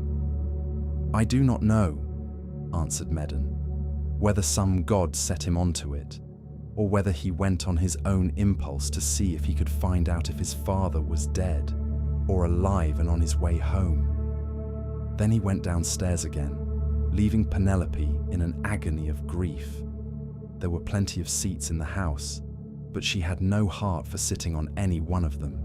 She could only fling herself on the floor of her own room and cry, whereon all the maids in the house, both old and young, gathered round her and began to cry too, till at last, in a transport of sorrow, she exclaimed, "My dears, heaven has been pleased to try me with more affliction than any other woman of my age and country. First, I lost my brave and lion-hearted husband, who had every good quality under heaven, and whose name was great over all Hellas and Middle Argos. And now my darling son is at the mercy of the winds and waves, without my having heard one word about his leaving home. You hussies, there was not one of you would so much as think of giving me a call out of my bed, though you all of you very well knew when he was starting. If I had known he meant taking this voyage, he would have had to give it up, no matter how much he was bent upon it, or leave me a corpse behind him, one or other. Now, however, go some of you and call old Dolius, who was given me by my father on my marriage, and who is my gardener. Bid him go at once and tell everything to Laertes, who may be able to hit on some plan for enlisting public sympathy on our side, as against those who are trying to exterminate his own race and that of Ulysses." Then the dear old nurse Euryclea said, "You may kill me, madam, or let me live on in your house, whichever you please, but I will tell you the real truth." I knew all about it, and gave him everything he wanted in the way of bread and wine, but he made me take my solemn oath that I would not tell you anything for some 10 or 12 days, unless you asked or happened to hear of his having gone, for he did not want you to spoil your beauty by crying. And now, madam, wash your face, change your dress, and go upstairs with your maids to offer prayers to Minerva, daughter of aegis-bearing Jove, for she can save him, even though he be in the jaws of death. Do not trouble Laertes, he has trouble enough already. Besides, I cannot think that the gods hate the race of the son of Archesius so much, but there will be a son left to come up after him, and inherit both the house and the fair fields that lie far all round it." With these words, she made her mistress leave off crying, and dried the tears from her eyes. Penelope washed her face, changed her dress, and went upstairs with her maids. She then put some bruised barley into a basket, and began praying to Minerva. "Hear me," she cried, "daughter of aegis-bearing Jove, unweariable. If ever Ulysses while he was here burned you fat thigh bones of sheep or heifer, bear it in mind now as in my favour, and save my darling son from the villainy of the suitors." She cried aloud as she spoke, and the goddess heard her prayer. Meanwhile the suitors were clamorous throughout the covered cloister, and one of them said, "The queen is preparing for her marriage with one or other of us. Little does she dream that her son has now been doomed to die." This was what they said, but they did not know what was going to happen. Then Antinous said, "Comrades, let there be no loud talking, lest some of it get carried inside. Let us be up and do that in silence, about which we are all of a mind." He then chose 20 men, and they went down to their ship and to the seaside. They drew the vessel into the water and got her mast and sails inside her. They bound the oars to the thole pins with twisted thongs of leather, all in due course, and spread the white sails aloft, while their fine servants brought them their armour. Then they made the ship fast a little way out, came on shore again, got their suppers, and waited till night should fall. But Penelope lay in her own room upstairs, unable to eat or drink, and wondering whether her brave son would escape or be overpowered by the wicked suitors. Like a lioness caught in the toils with huntsmen hemming her in on every side, she thought and thought till she sank into a slumber and lay on her bed bereft of thought and motion. Then Minerva bethought her of another matter, and made a vision in the likeness of Penelope's sister, Iphthyme, daughter of Icarius, who had married Eumelus and lived in Pherae. She told the vision to go to the house of Ulysses, and to make Penelope leave off crying, So it came into her room by the hole through which the thong went for pulling the door to, and hovered over her head, saying, "You are asleep, Penelope. The gods who live at ease will not suffer you to weep and be so sad. Your son has done them no wrong, so he will yet come back to you."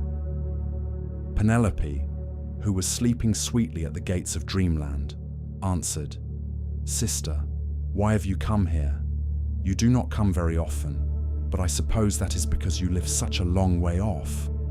Am I, then, to leave off crying and refrain from all the sad thoughts that torture me? I, who have lost my brave and lion-hearted husband, who had every good quality under heaven, and whose name was great over all Hellas and Middle Argos.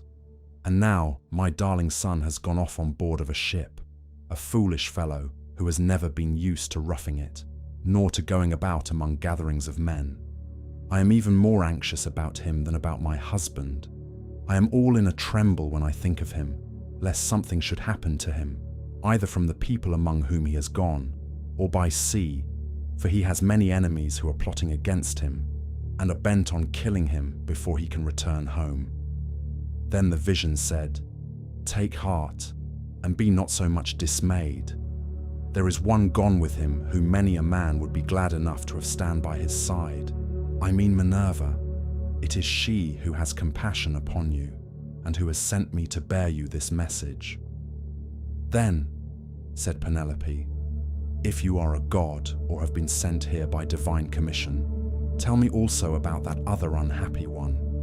Is he still alive, or is he already dead and in the house of Hades?" And the vision said, "I shall not tell you for certain whether he is alive or dead, and there is no use in idle conversation." Then it vanished through the thong hole of the door and was dissipated into thin air. But Penelope rose from her sleep refreshed and comforted.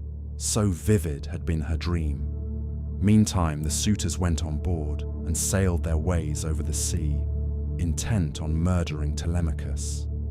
Now there is a rocky islet called Asteris, of no great size, in mid-channel between Ithaca and Samos, and there is a harbour on either side of it where a ship can lie. Here then the Achaeans placed themselves in ambush. And so we come to the end of tonight's reading. Sleep well, dream of old worlds. Until tomorrow night.